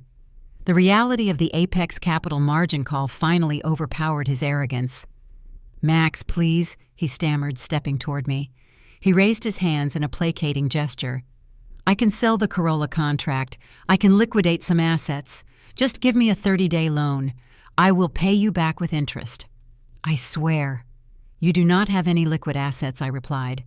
The county registry confirms you are $3 million in debt. Your credit is toxic. The Miami firm will seize your business accounts on Monday. You have nothing left to leverage. I picked up the probate waiver from the table. The legal trap Preston had tried to force me to sign just 24 hours earlier felt weightless in my hands. I am officially refusing to sign the indemnification clause, I announced. I tore the heavy watermarked paper in half. The tearing sound ripped through the quiet room. I dropped the 2 pieces onto the pile of evidence. The action was symbolic and legally binding. Without my signature on the waiver, the bank held full authorization to pursue Richard for the logistics default, and Preston remained entirely exposed to his own private equity creditors. The financial firing squad was officially assembled, and I had just removed their blindfolds. I picked up my empty leather briefcase. The brass latches snapped shut. The sound echoed like a gavel striking a block. I looked at the stack of manila folders, colored sticky notes, and certified county records spread across the mahogany table. I left them there. They served as a monument to their ruin. I did not need the paper anymore. The truth was out. The trap was sprung. I turned my back on my parents and my brother. I walked toward the heavy oak door. Maxine, my mother, wailed from the floor. "Do not walk away. You cannot leave us like this." I reached the brass deadbolt. I grasped the handle firmly. I turned it hard to the left. The lock clicked open. The sound signified the end of my 39-year sentence. The psychological cage they had built around me unlocked in that single motion. I opened the door and stepped out of the conference room. The hallway smelled of fresh rain and old wood. I did not look back. I walked down the corridor toward the elevator bank, leaving Richard, Diane, Preston, and Lauren to face the consequences of their own greed. The elevator doors opened with a soft chime. I stepped inside and pressed the button for the lobby. The doors slid shut, sealing away the sound of my mother's sobbing and my father's enraged shouting. The descent felt incredibly fast. The tension that had tightened my shoulders for 3 days evaporated. I emerged into the downtown Winston-Salem street. The humidity had broken. A cool breeze swept across the pavement, carrying the scent of pine and wet asphalt. I took a deep, unrestricted breath. My phone buzzed in my pocket. I pulled it out. It was a text message from Clara. "Did you drop the hammer?" she asked. I typed a single word in response. "Yes." The forensic audit was complete. The ledger was finally balanced. The Kincaid family had chosen my brother again, but this time the choice had cost them absolutely everything. The first shockwave hit less than 48 hours after the boardroom door closed. Sylvia Thornton had not bluffed. The federal prosecutor's office in Charlotte moves quickly when presented with a neatly categorized package of felony identity theft. A regional bank executive contacted me on Monday morning. The bank's internal fraud division had received the certified dossier and the audio recording of Diane's confession. The executive sounded profoundly apologetic. Financial institutions fear bad press and federal audits far more than they care about recovering a single defaulted commercial loan. The bank formally initiated a fraud investigation against Richard Kincaid. They froze the logistics company's operating accounts by Tuesday afternoon. The consequences for my father were immediate and catastrophic. Without access to capital, the freight trucks stopped moving. Suppliers halted fuel deliveries. Drivers walked off the job when their paychecks bounced. The logistics empire Richard had boasted about for decades crumbled in less than 5 days. The bank moved to seize the entire commercial fleet to satisfy the outstanding $340,000. Preston fared no better. The Miami private equity firm Apex Capital Solutions did not care about family drama. They cared about their balloon payment. Monday arrived, and the $3 million margin call went unanswered. Apex Capital activated the predatory default clause embedded in their mezzanine loan. They seized every active construction site Preston owned. The $340,000 estate inheritance which Preston had planned to launder through the Cayman Islands never reached the Outer Banks. Sylvia routed the probate funds according to the strict legal hierarchy of creditors. Apex Capital intercepted the transfer before the cash could even settle in Preston's domestic accounts. The money vanished, swallowed whole by his massive corporate debt. The luxury vacation home in Corolla remained unsold. The boutique real estate firm terminated the contract and kept Preston's initial earnest money deposit. Lauren reacted with brutal, self-preserving efficiency. A woman whose entire identity rests on country club status cannot afford to be chained to a bankrupt fraudster. Lauren filed for divorce the day Apex Capital seized the commercial properties. She packed her designer bags, took the children, and relocated to her parents' estate in South Carolina.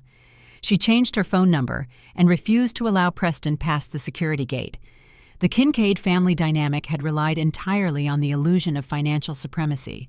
Once the money evaporated, the loyalty dissolved with it. The social fallout spread through Winston-Salem like wildfire. The speakerphone revelation had done its job perfectly. Aunt Beatrice and Cousin Wyatt, mortified by their inadvertent participation in a felony cover-up, turned their formidable gossip network against my parents. The very same aunts and uncles who had spammed my phone with hateful texts now treated Richard and Diane like pariahs. My parents were uninvited from the annual charity gala.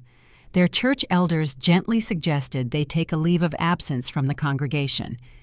The country club board sent a terse letter citing a violation of the morality clause and quietly revoked their membership. Diane lost the only currency she valued. Her pristine social standing was gone.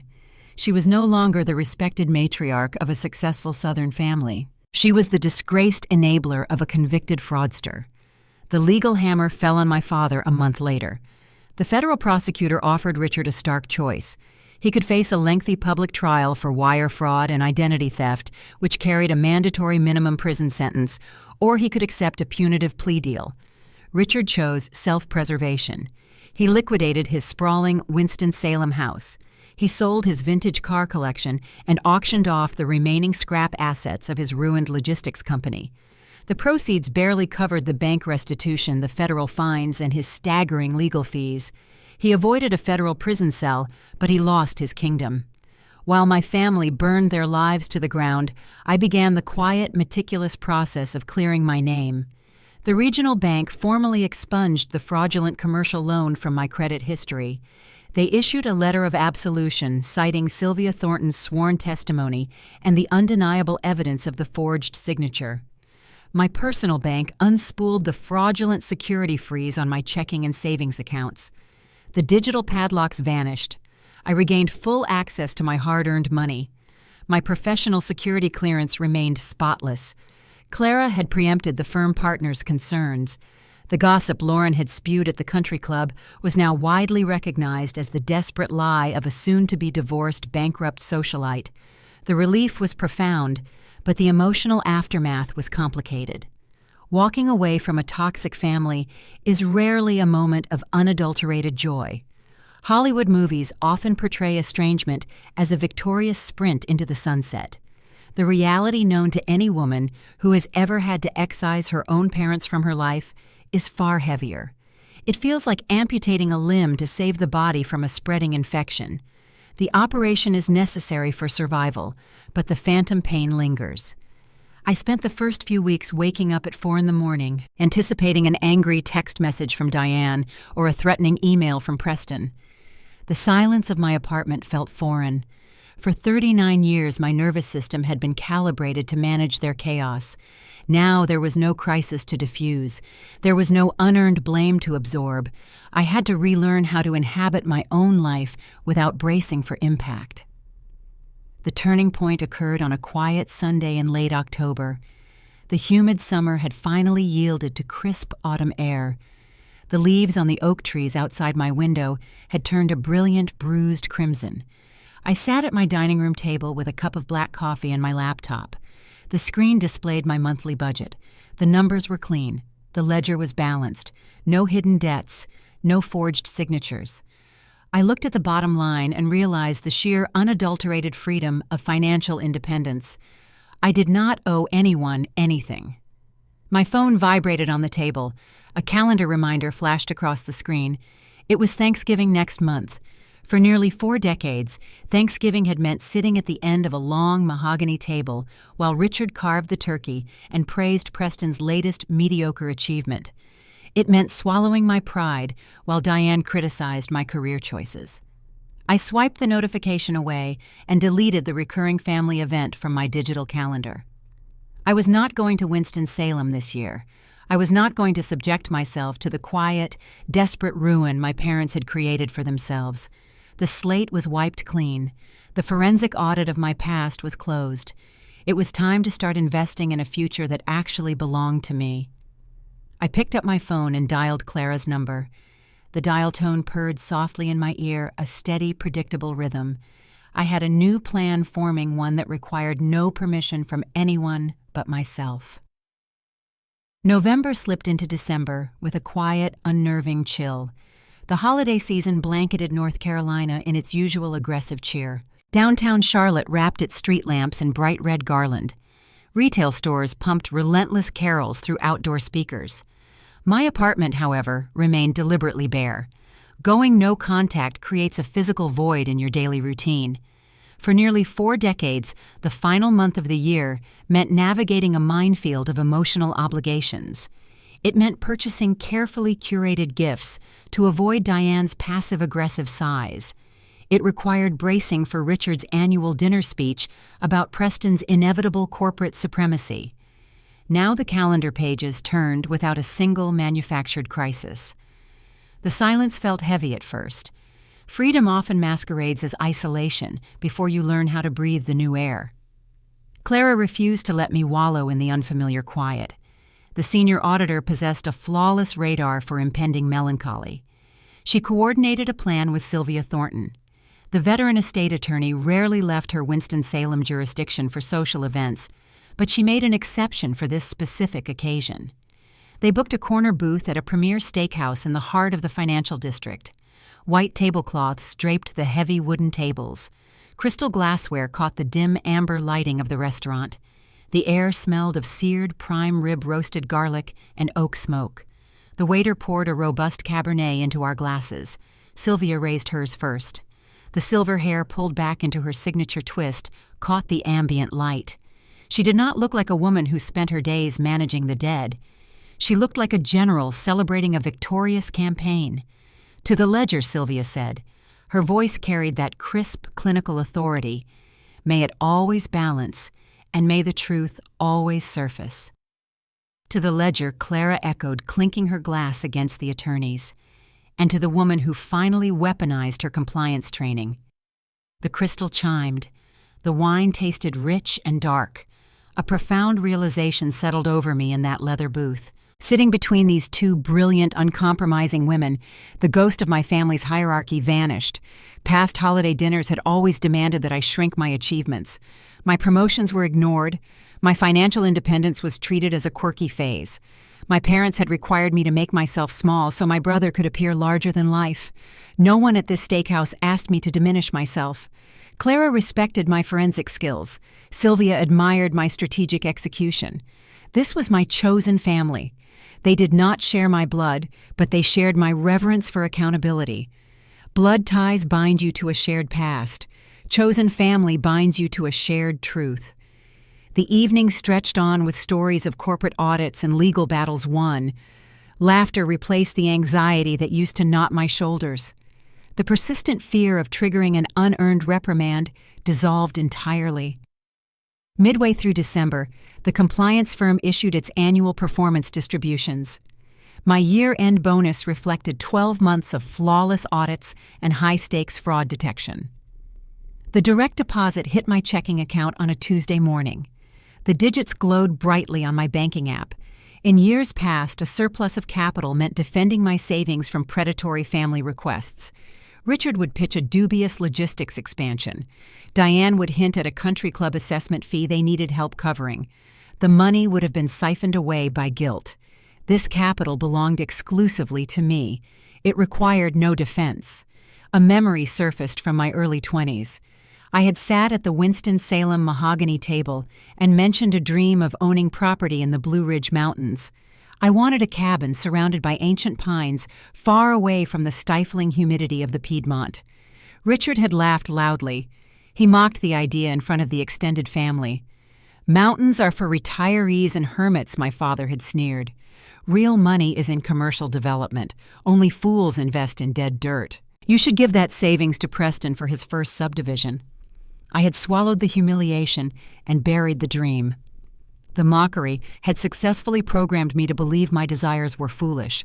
The programming was officially dead. I contacted a rural real estate broker operating out of Boone. We spent 2 weeks surveying remote parcels of land. The broker found a pristine tract tucked against a high-elevation ridge, 15 acres of raw, untouched earth. The property featured a natural freshwater spring, dense clusters of towering evergreens, and a panoramic view of the Appalachian valleys. I did not ask for a loan. I did not require a cosigner. I executed a wire transfer directly from my bonus account to the Mountain Escrow. The deed arrived by certified mail just days before the new year. I held the heavy paper in my hands. The legal description traced the boundaries of the 15 acres, cementing my sole ownership. The Blue Ridge property represented ultimate security. It was a fortress purchased with money I had earned through relentless, meticulous labor. No one could forge my signature to take it away. No offshore holding company could intercept it.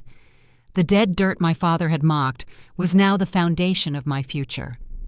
The serenity of my new life cast a sharp contrast against the wreckage of the Kincaid legacy. Information trickled down through Clara's extensive network of regional brokers. The mighty patriarch and his golden child had fallen far from grace. Richard and Diane had vacated their sprawling estate. They now resided in a cramped 2-bedroom rental duplex on the outskirts of the city. The country club elite pretended they did not exist. The logistics empire was reduced to a cautionary tale discussed in banking seminars.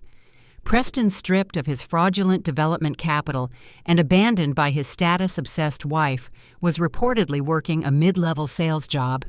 The luxury vehicles were gone. The offshore accounts were empty. They lived in a purgatory of their own design, isolated by the very community they had once tried to weaponize against me. I felt no urge to gloat. The anger had burned itself out, leaving only a cool clinical indifference. Their misery was the natural mathematical consequence of a fraudulent ledger. The equation had simply corrected itself. January brought a bitter frost to Charlotte. Ice coated the sidewalks. The corporate suite remained busy with the new fiscal quarter. My routine settled into a comfortable, predictable rhythm. Work gym dinners with Clara, and weekend trips to the mountains to walk my property lines. The peace felt permanent. The fortress walls were high and impenetrable. Then a Tuesday evening disrupted the calm. I walked into my apartment complex lobby to check my physical mailbox. The narrow metal door swung open. A stack of utility bills, grocery circulars, and credit card offers slid into my hands.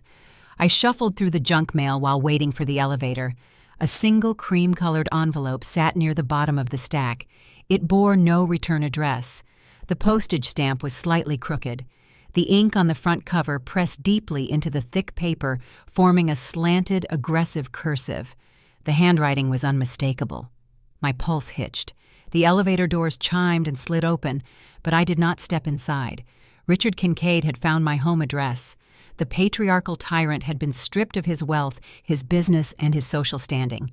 The federal fines had broken his kingdom. Yet here was a physical breach of my perimeter, a handwritten letter delivered straight into my sanctuary.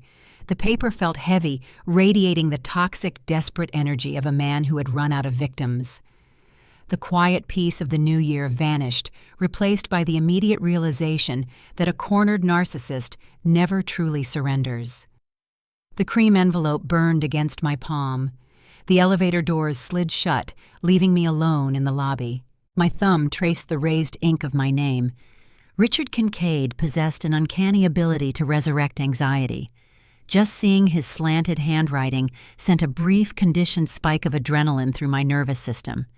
Decades of walking on eggshells do not vanish overnight. I did not open the letter in the lobby. I carried the mail stack up to my apartment, tossed the grocery circulars onto the counter, and packed a weekend duffel bag. The urban claustrophobia of Charlotte felt suddenly oppressive. 2 hours later, my tires crunched along the gravel access road leading up to the Blue Ridge property. The elevation climbed rapidly, leaving the Piedmont humidity far below. The air turned thin and crisp. Tall pines flanked the driveway, standing like silent sentinels guarding my 15 acres. I parked near the small temporary cedar deck I had constructed overlooking the valley. The sun dipped below the mountain ridgeline. Violet and bruised orange streaks bled across the sky. The Appalachian wind whistled through the evergreens. I sat on the raw wood deck and finally opened the envelope. The letter spanned 2 full pages. The handwriting was tight and controlled. My father had not lost his physical dexterity, even if he had lost his fortune. Dear Maxine. The greeting lacked any familial warmth. It read like a corporate memo. I am writing this because your mother is unwell and the current living situation is beneath her dignity. The logistics collapse hit us harder than anticipated. The federal fines drained the remaining equity. The economy is ruthless to self-made men. The immediate deflection of blame was textbook. The economy was at fault. The federal fines were framed as an unjust burden rather than a penalty for felony wire fraud. I want to apologize that you felt targeted by the commercial loan structure. The non-apology arrived right on schedule. Apologizing for how someone feels shifts the accountability onto the victim's emotional reaction. It erases the perpetrator's action. We never intended for the bank to escalate the guarantor clause. Preston assured me his developments would yield the capital to clear the ledger. Your brother's mismanagement forced my hand in many ways. Throwing the golden child under the bus signaled true desperation. The toxic alliance had definitively ruptured. Richard was perfectly willing to blame Preston for the financial ruin, entirely glossing over the fact that Richard committed the initial identity theft years before Preston even entered real estate. We are currently renting a substandard duplex. The neighborhood is unsafe. I have located a respectable condominium complex nearer to the medical district for your mother's appointments. The management company requires a co-signer due to the recent bankruptcy filing. A 6-month rent advance is also mandatory to bypass the credit check. The core demand materialized exactly halfway down the second page. The preamble of faux regret and misdirected blame served only to camouflage the invoice. You have done well for yourself professionally. The compliance sector pays handsomely. Family must eventually look past temporary grievances to ensure survival. I expect you can wire the rent advance to the management office by the end of the month. Your signature on the lease will be sufficient to secure the unit. The audacity hit me with physical force. He was asking for money. He was asking for a signature. After forging my name on a commercial loan, after attempting to bankrupt me to save his freight trucks, after deploying the entire extended family to destroy my professional reputation. He still believed I owed him my financial security. A familiar heavy guilt clawed at my chest. The lifelong programming activated. Images flashed through my mind. Diane crying on my apartment floor, the fear of community ostracization, the deeply ingrained Southern mandate that daughters must care for their aging parents. The psychological conditioning of a scapegoat demands sacrifice. A dark whisper suggested that paying the rent advance might finally earn the parental approval I had chased for 39 years. I closed my eyes. The mountain wind whipped against my jacket. The chill grounded me. I opened my eyes and looked at the letter again. This time I did not read it as a daughter. I read it as a forensic accountant. Fraud examiners are trained to strip away emotion and isolate the mechanics of deception. I analyzed the text word by word. Richard displayed zero remorse for the identity theft. He expressed zero accountability for the smear campaign. The letter contained no inquiries about my well-being. It offered no path toward genuine reconciliation. He viewed my corporate success not as an achievement to be proud of, but as an untapped line of credit available for his extraction. He wanted my signature on a lease because his own name was legally toxic. He was running the exact same scam he ran 10 years ago. If I co-signed that lease, I would assume total liability for his housing. When his funds inevitably dried up, the condominium management would pursue me for the unpaid rent. I would be subsidizing the existence of my abuser while assuming all the legal risk. The cycle of exploitation had not broken. It had simply changed venues. The guilt evaporated.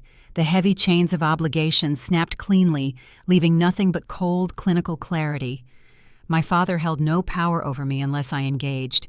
Answering the letter even to deliver a scorching refusal would signal that he still commanded my attention.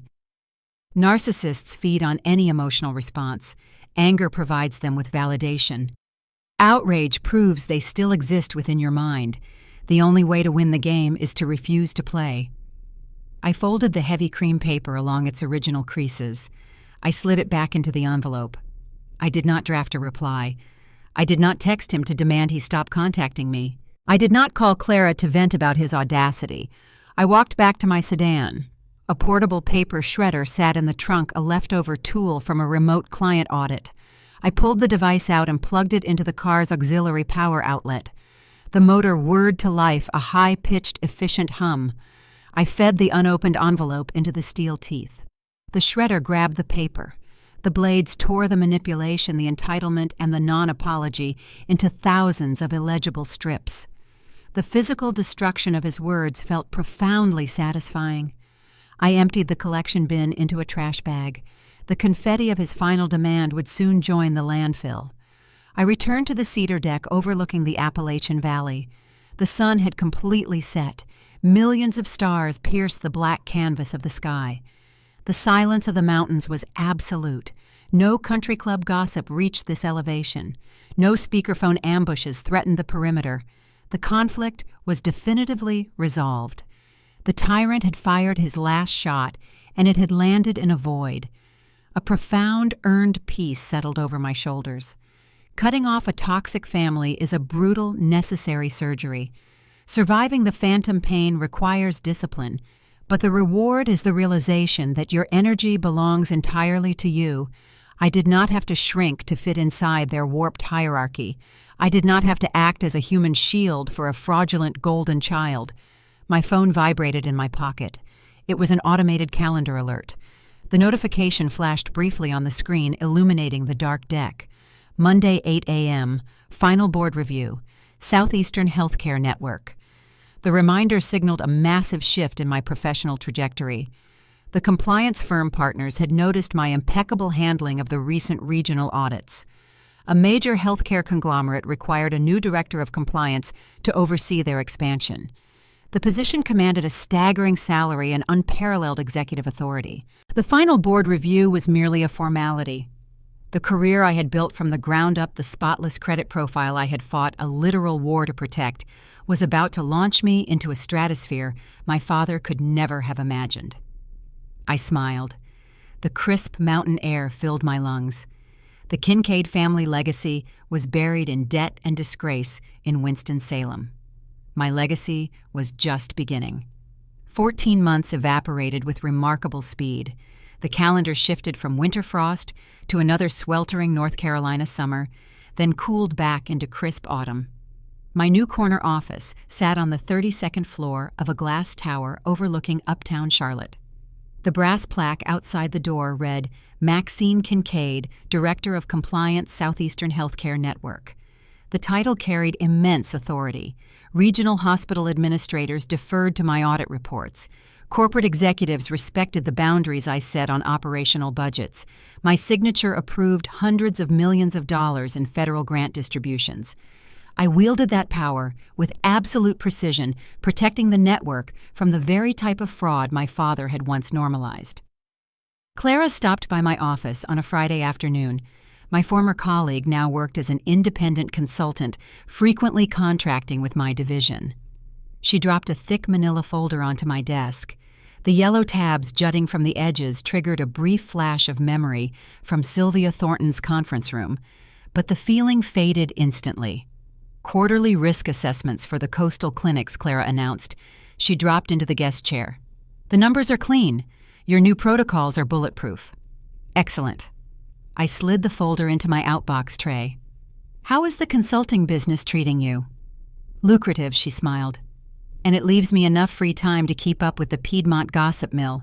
You will never guess who I ran into at a hardware store in Greensboro yesterday. I leaned back in my ergonomic chair. I did not tense up. The names of my estranged family members no longer possess the power to hijack my nervous system. Who? Preston? Clara's tone dropped its usual professional edge, adopting a darker, satisfied pitch. He was wearing a neon orange vest. He works the lumber aisle, my brother, the golden child who had once sneered at my career from behind a mahogany desk, the titan of industry who had planned to launder $340,000 through the Cayman Islands to buy an Outer Banks mansion. He was stocking 2x4s, Clara continued. He tried to hide behind a display of power tools when he saw me. He looked exhausted. His golf tan is gone. The detail painted a stark picture of a complete fall from grace. Apex Capital had not merely seized his active construction sites, they had pursued deficiency judgments against him personally. The private equity sharks had stripped away the shell companies, the luxury vehicles, and the country club facade. Preston was forced into manual labor to survive wage garnishments. Lauren and her wealthy parents ensured he saw his children only during strictly supervised court-mandated visits. I felt a brief flicker of pity, quickly replaced by clinical detachment. He chose his path. The ledger balanced itself. "What about Richard and Diane?" I asked. The question was casual, untethered to any lingering emotional baggage. "They are still in that tiny duplex rental near the interstate," Clara replied. She adjusted the cuffs of her blazer. "A friend of mine works at the leasing office.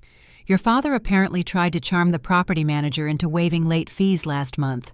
It did not work. They are scraping by on Social Security. The ultimate punishment for narcissistic abusers rarely involves iron bars. Prison offers a perverse kind of martyrdom. The true devastation lies in the total public loss of the false image they spent a lifetime cultivating."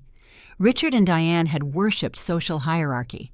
They had valued the perception of wealth above the safety of their own daughter. Now they existed as invisible ghosts in the very community they had once tried to weaponize against me. No one invited them to charity galas. No one asked Richard for business advice. The silence surrounding them was absolute. "I do not wish them ill," I said honestly, "but I am glad they can no longer afford to hurt anyone else." Clara nodded in agreement. She checked her watch and stood up. "You still heading up to the mountains this weekend? Leaving in an hour. The framing crew finishes the cabin foundation today. Drive safe, Director Kincaid." Clara offered a mock salute before exiting the glass suite. The drive to the Blue Ridge property was no longer an escape from anxiety. It was a victory lap. My sedan navigated the winding elevation smoothly. The gravel access road had been widened and graded. The raw 15 acres now featured an active construction site. I parked near the temporary cedar deck. The construction crew had already packed up for the weekend. The concrete foundation of my new home sat cured and solid against the earth. Thick wooden beams outlined the future walls and the expansive windows that would soon overlook the Appalachian valleys. I had designed the floor plan myself. No guest room for unexpected family visits. No formal dining room for performative holiday dinners. The space was built entirely for peace. I stood on the subfloor of what would soon be my living room. The sun began its descent behind the jagged peaks. The sky burned with brilliant strokes of amber violet and bruised indigo. The mountain air tasted sharp and clean, free of the oppressive humidity of my past. A red-tailed hawk circled high above the tree line, riding the thermal currents. The silence of the property wrapped around me like a heavy protective blanket. 39 years of my life had been spent bracing for impact. I had navigated the treacherous waters of conditional love, absorbing the blame for mistakes I never made. I had fought a grueling, terrifying war to protect my name, my career, and my sanity. The battlefield was littered with the wreckage of the people who had tried to destroy me. They had underestimated the forensic accountant. They had assumed the quiet daughter would fold under the pressure of a smear campaign. They had believed blood ties were strong enough to bind me to a sinking ship. I looked down at my hands. The hands that had traced the forged signatures, the hands that had dropped the irrefutable evidence onto Sylvia Thornton's conference table, the hands that had fed my father's final manipulation into a paper shredder. My credit was spotless. My career was thriving. My sanctuary was actively rising from the mountain dirt. A profound, unshakable calm settled into my bones. The phantom pain of the severed toxic limb had finally ceased. I did not mourn the family I lost, because they had never truly been my family. They were simply a debt I was no longer willing to carry. I took a deep breath of the mountain air. The scent of pine needles and damp earth filled my lungs. The ledger was closed. The audit was complete. I stood entirely alone on my 15 acres, and for the first time in my life, I felt absolutely invincible. The mountain air turned sharp as twilight settles over the Blue Ridge peaks. I sit on the raw cedar deck of my unfinished cabin and pull a small cream envelope from my jacket pocket. Sylvia Thornton handed this to me yesterday during a brief meeting in Charlotte. She had kept it secured in her office safe for over a year. The veteran attorney operated under strict instructions to release the document only after the federal fraud case against my father officially concluded. The paper feels thick and heavy. The ink displays the unmistakable looping cursive of my late grandmother. For 12 months, I believed the $340,000 inheritance was an arbitrary sum. I assumed it represented the liquidated value of an old retirement account.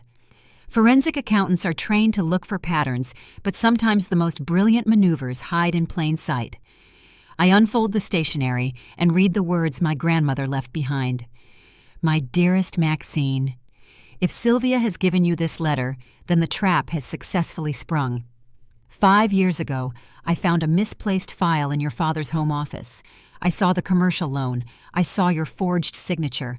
I knew Richard had stolen your identity to float his failing business. If I had confronted him while I was alive, he would have unleashed a protracted legal nightmare and dragged you down with him. Men like your father destroy everything they touch when they feel threatened. I read the next paragraph, and the breath catches in my throat. I could not protect you from his past crimes, but I could arm you for the future. I consulted with Sylvia. We structured the estate to exact precision. The $340,000 was not a random inheritance. It was the exact principal and interest required to trigger the bank default.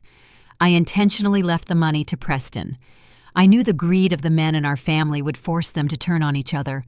I knew Preston would try to steal the cash for himself. I knew Richard would panic. Most importantly, I knew my brilliant granddaughter, the fraud examiner, would catch them both. I did not disinherit you, my sweet girl. I handed you the match. Burn their lies to the ground. I lower the letter. The profound genius of the matriarch washes over me. The entire conflict had been orchestrated from beyond the grave. My grandmother had not viewed me as a lesser child. She had recognized me as the only person strong enough to dismantle the generational rot. She used their own arrogance as the catalyst for their destruction. A quiet, triumphant laugh escapes my lips. The wind rustles through the evergreen canopy above my property. The final loose thread of the Kincaid family ledger is neatly tied and perfectly balanced. If you are listening to this right now and you have spent your life acting as the shock absorber for a dysfunctional household, hear this clearly.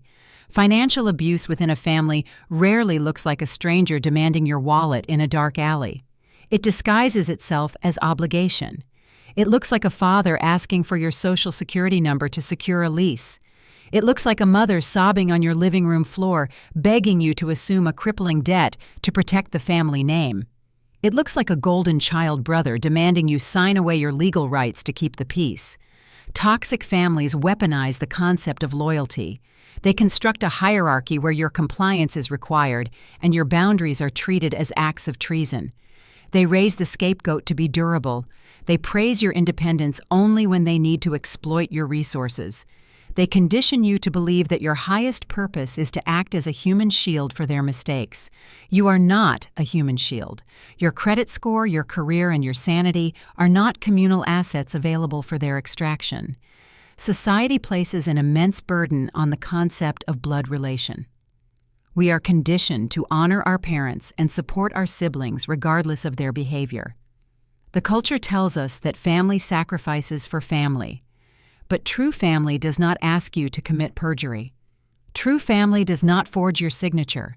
A relationship that requires you to set yourself on fire to keep someone else warm is not a family dynamic. It is a hostage situation. When you are the competent child in a house full of chaos, your competence is routinely punished. You are expected to solve the problems you did not create. When you finally refuse to bleed for their errors, they will call you cold. They will call you bitter. They will deploy extended relatives to shame you into submission. They will launch smear campaigns to protect their false image because your truth threatens their survival. Let them talk. Let the flying monkeys gossip at the country club. Let the aunts and uncles whisper about your supposed cruelty. The opinions of people who value a polished facade over human decency hold zero currency in the real world. Saying no to an abusive parent does not make you a bad child. It makes you a healthy adult. Cutting off a toxic sibling does not mean you are bitter. It means you possess the self-respect required to protect your future. The phantom pain of estrangement is real. Mourning the parents you deserved but never received is a heavy, necessary grief. But the peace that follows the amputation is profound. Waking up in a quiet home without bracing for the next manufactured crisis is worth every difficult step of the separation process. I want to ask you 3 questions today. Have you ever discovered a financial secret your family was hiding from you to protect a favorite child? Have you ever been pressured to assume a debt or sign a contract simply because you were the only responsible person in the room? What was the exact moment you realized you had to walk away from your own blood to save yourself? Drop your stories in the comments below. I read them all. Sharing your experience strips the power away from the abusers who rely on your silence. Your survival might be the exact blueprint someone else needs to finally unlock their own door. You hold the pen to your own life. Do not let anyone else write your ledger. Do not let anyone forge your signature. Protect your peace with the clinical precision of an auditor. The false empires built by narcissistic parents will always collapse under the weight of their own debt. You just have to step out of the blast radius and let gravity do the work. Thank you for spending your time with me today. If this story validated a truth you have been carrying, please hit the like button. Subscribe to Blueberry Revenge for more stories about ordinary people who found the courage to expose the truth. Share this video with someone who needs a reminder of their own strength. My name is Maxine Kincaid. I am the Director of Compliance, and the audit is officially closed. In the quiet hours of early morning, before the relentless noise of modern American life begins its daily hum, I often sit in meditation and reflect on the nature of our suffering. We live in a society that measures a person's worth by the height of their career, the zip code of their real estate, and the flawless curation of their public image. We chase the American dream, accumulating wealth to pass down to our children, believing that financial security is the ultimate expression of parental love. But the story of the Kincaid family, of Maxine's quiet resilience and her parents' devastating downfall, is not merely a tale of corporate fraud. It is a modern spiritual parable. It serves as a profound mirror held up to the face of the traditional American family, asking us to look past the manicured lawns and country club memberships and examine the condition of our souls. As a spiritual practitioner, I see a dangerous sickness taking root in how we raise our children today. We have forgotten that the most important estate we leave behind is not a trust fund, but the moral and emotional foundation of our children's character. Richard and Diane Kincaid made a choice that resonates in countless households across this country. They divided their children into roles. Preston was the golden child, an extension of his father's ego, polished and protected from the harsh winds of reality. Maxine was the scapegoat, the shock absorber, the child whose strength was exploited rather than celebrated. To the parents reading this, understand the profound karmic danger of this dynamic. When we worship the potential of one child and demand sacrifices from another, we destroy them both. By shielding Preston from the consequences of his actions, his parents spiritually crippled him. They robbed him of the opportunity to develop resilience, integrity, and true self-worth. When the storm came, he had no roots to hold him steady.